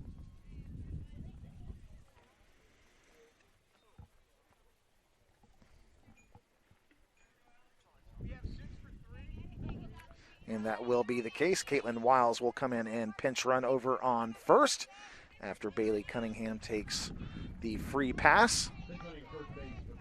And it'll be Skylar Swaney, the sophomore from Trinity, North Carolina, that will step into the box with 1 out here. And if you are the pinch runner Wiles here, you've got to be smart on the base path because you are a golden run waiting to happen. Yeah, you are so special. I mean, obviously you're the go-ahead, but also you need to break up all double plays. A double play here would hurt so bad and get the Wasp out of this inning. So you need to be aggressive getting into the second and obviously make sure you don't leave early. A lot of momentum-changing things can happen with that runner depending on the choices that they make. And Daisy Jenkins comes out to say something to Alex Braun, really just wanting to make sure that everybody is on the same page here. No miscues in such a crucial time as the Panthers have a runner on first with 1 out. That ball is hit up the middle, and drifting back is Anna Thomas, but she will have room, and that'll be out number 2. And one of the differences that you're seeing is that this wind is blowing outside, but they're actually cutting it a little bit, and when you cut it into the wind, it really doesn't have a chance to ride and go as far. Yeah, it's getting almost too much backspin going straight up as opposed to kind of getting up above that jet stream and letting it float out. So the Panthers trying to use that wind, but just kind of using it incorrectly. So it'll be Ashton Lambeth in the box here for the Panthers.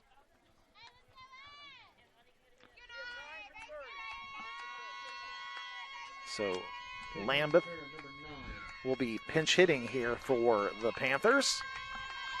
Caitlin Wiles, the runner on first base. Braun comes with the curve and a swing and miss for strike one.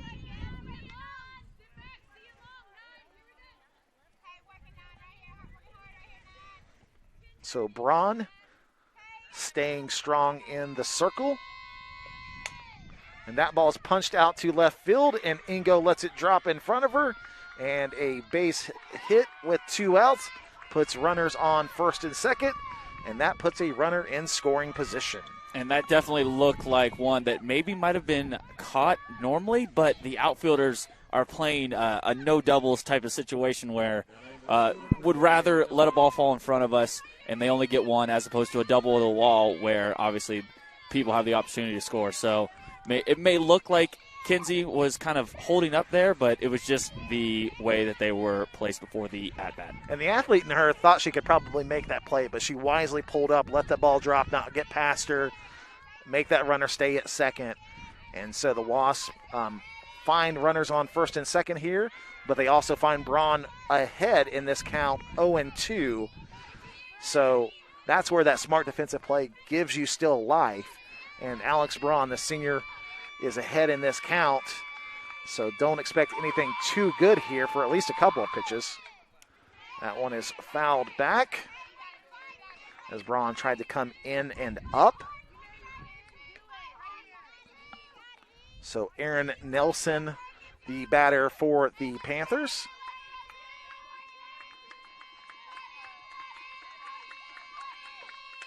Fouls it back, stays alive.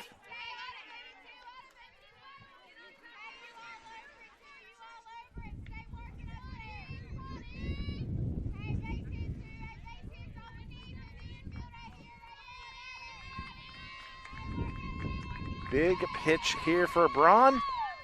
Goes high, and a nice job by Aaron Nelson to lay off of that. So ball one.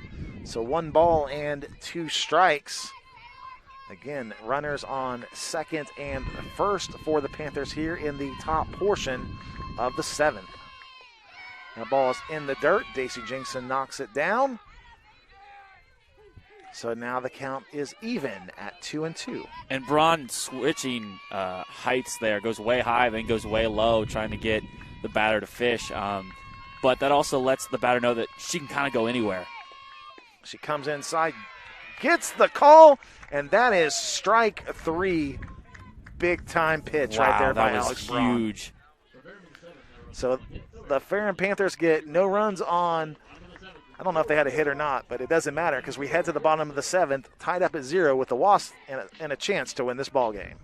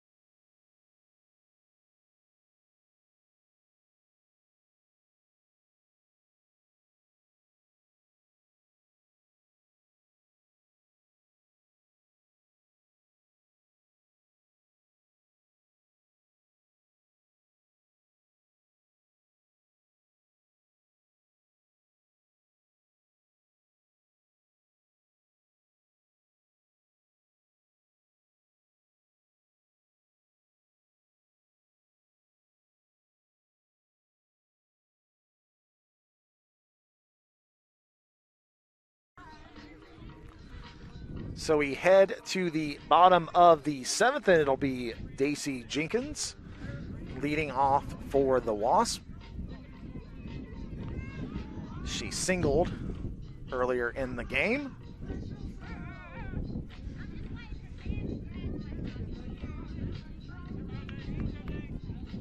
It'll be Haley Mintz in the on-deck circle, and we'll come around to the top of the order. So if you are Daisy Jenkins, you just want to find your way on base any way you can. As she sees a first pitch inside, and that'll be ball 1. Yeah, your job at the bottom of the lineup in this situation is just to be able to turn that lineup over, get on so the big dogs up at the top can kind of drive you in and obviously win this game.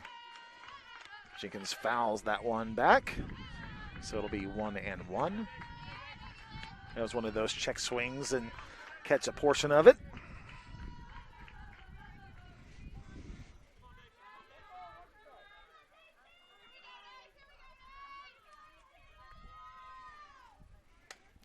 Ball is fouled back. Seeing some rally caps taking place in the Wasp dugout. Always one of my favorite traditions in softball. They can get pretty creative. Looks like we got some sharks going. We got some visors upside down. Yeah, I'm a big fan. That one fouled back. Nice job by Jenkins. Battling in this 1-2 count. And when you have a bat like this, I mean, this is one of those where if you can just find a hole, battling in a 1-2 count like this. Yeah, I think the best thing is trying to hit a ball on the ground. Obviously, everyone can kind of catch a pop fly, but getting a ball on the ground just gives you a shot. You know, the fielder has to field it perfectly. He has to make a great throw to first, and the first baseman has to catch it. So putting a ball on the ground with 2 strikes is a great, approach. Jenkins fouls that one deep down the left field line, but stays alive 1-2 as Sears comes to the plate.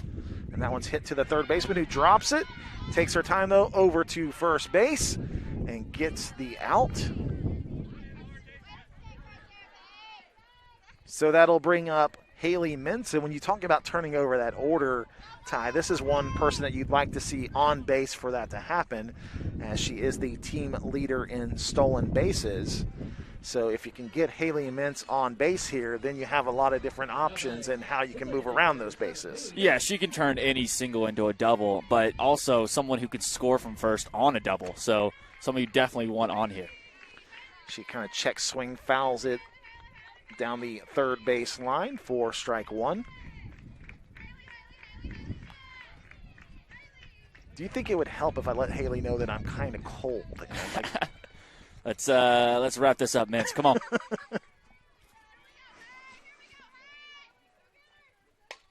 She hits Coach Forrester. She'll be running tomorrow. There apparently is a cheer for Coach Get Out of the Way.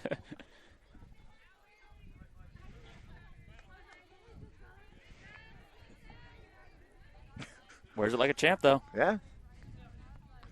He flinched less than I do when I have a net between them.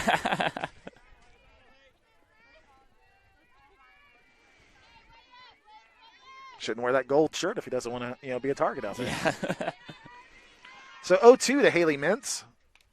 That ball's fouled back. See, I flinched. There's a net right here. I'm sitting all casual. If you all can see me, I've got my legs crossed. I'm enjoying a beautiful day on my alma mater's campus, and I still haven't learned that there's a net to protect me. No survival skills this one. Outside, so we see our first ball of this at-bat, so 1-2 the count. Of course, the top of the order about to come around, so that brings Anna Thomas into the on-deck circle. Sears finds the pitch that she wants, comes to the plate, and a check swing off the first baseman's glove, and Haley Mintz will be safe at first, and that could be costly. Yeah, that error right there could be exactly what the spark that the Wasps need. They're able to turn the lineup over with less than 2 outs, so they can do a lot of different things here. But definitely could be a costly error. The first baseman was playing up by about a step or 2, but still played properly. That should have been made right there. So a gift for the Wasps finds Haley Mintz on first base, and Anna Thomas comes up to the plate. And Thomas is, I think, 0 for 3 in this game, but really hit the ball well in her last at-bat in driving it to center field. Now, if she could hit it like that and find a hole, that's where we'll see how fast Haley Mintz is. Fakes the bunt. Mintz takes off, and she will be in safely. The throw looked like it was going to be there on time, but the second baseman, Weaver, bobbled the ball and didn't even have a chance to make the tag. And another possible costly mistake by the Panthers. I mean, the ball beat Haley there by a good 2-3 seconds, but the bobble is able to have Haley slide in safely, easily. So now the Wasps have a runner in scoring position with less than 2 outs and the top of their lineup up to the plate. So Coach Kohler will come out to talk to his infield. And Ty, what's the book say here with 1 out, runner on second, swinging away? Yeah, I think you're probably swinging away, especially with that great swing that Thomas had in that first. That last at bat. Thank you. Thanks. You let your leadoff do what she does, get on base, and you trust her to do exactly that. Yeah, it hasn't been the best day in the box for Anna Thomas, but one of the leaders on this ball club. She bats leadoff for a reason. Has been making, a good swing in that last at bat. So don't be surprised if she could do something here as she takes that pitch. 2-1 will be your count. Even with the speed of Mintz, though, you just have to imagine, though, that she's got to play the read safely here in case that line drive takes place. You want to be able to stay on second. And Thomas reaches out, taps it over the left fielder's head. That ball will be down. Mintz hits to third, being sent home by Coach Forster. Play at the plate. No chance, and Haley Mintz is safe. And that's the ball game as the Wasps squeak one in the 7th on the kind of punch hit out there by Anna Thomas. And the Wasps pick up the victory in game 2, 1-0. Wow, Ty. And just a great at-bat by Thomas. Someone who, you go 0 for 3 all day. You think you're having a terrible day. And the first 2 at-bats weren't amazing. But someone who can just stay locked in and be in the moment that she's in. And even though she had that 0 for 3 day, she's 1 for 4 with a walk-off triple. So I think she'll be happy with that. All I remember is the game winner. That's all I'm going to remember from today from Anna Thomas. So a big win there right there. Would have been easy to lose that game for the Emory Henry Wasps. And so they cheer out in right field, and they have a lot to be happy about as they pick up 2 wins in the ODAC. And so the Wasps victorious here in 2 games versus Ferrum. Thanks again to the entire crew, Peyton Brooks, Tierney Zisk, our photographers, Brent Butler, and Adonis Toure. I'm Brent Treese along with Ty Spires. We'll see you next.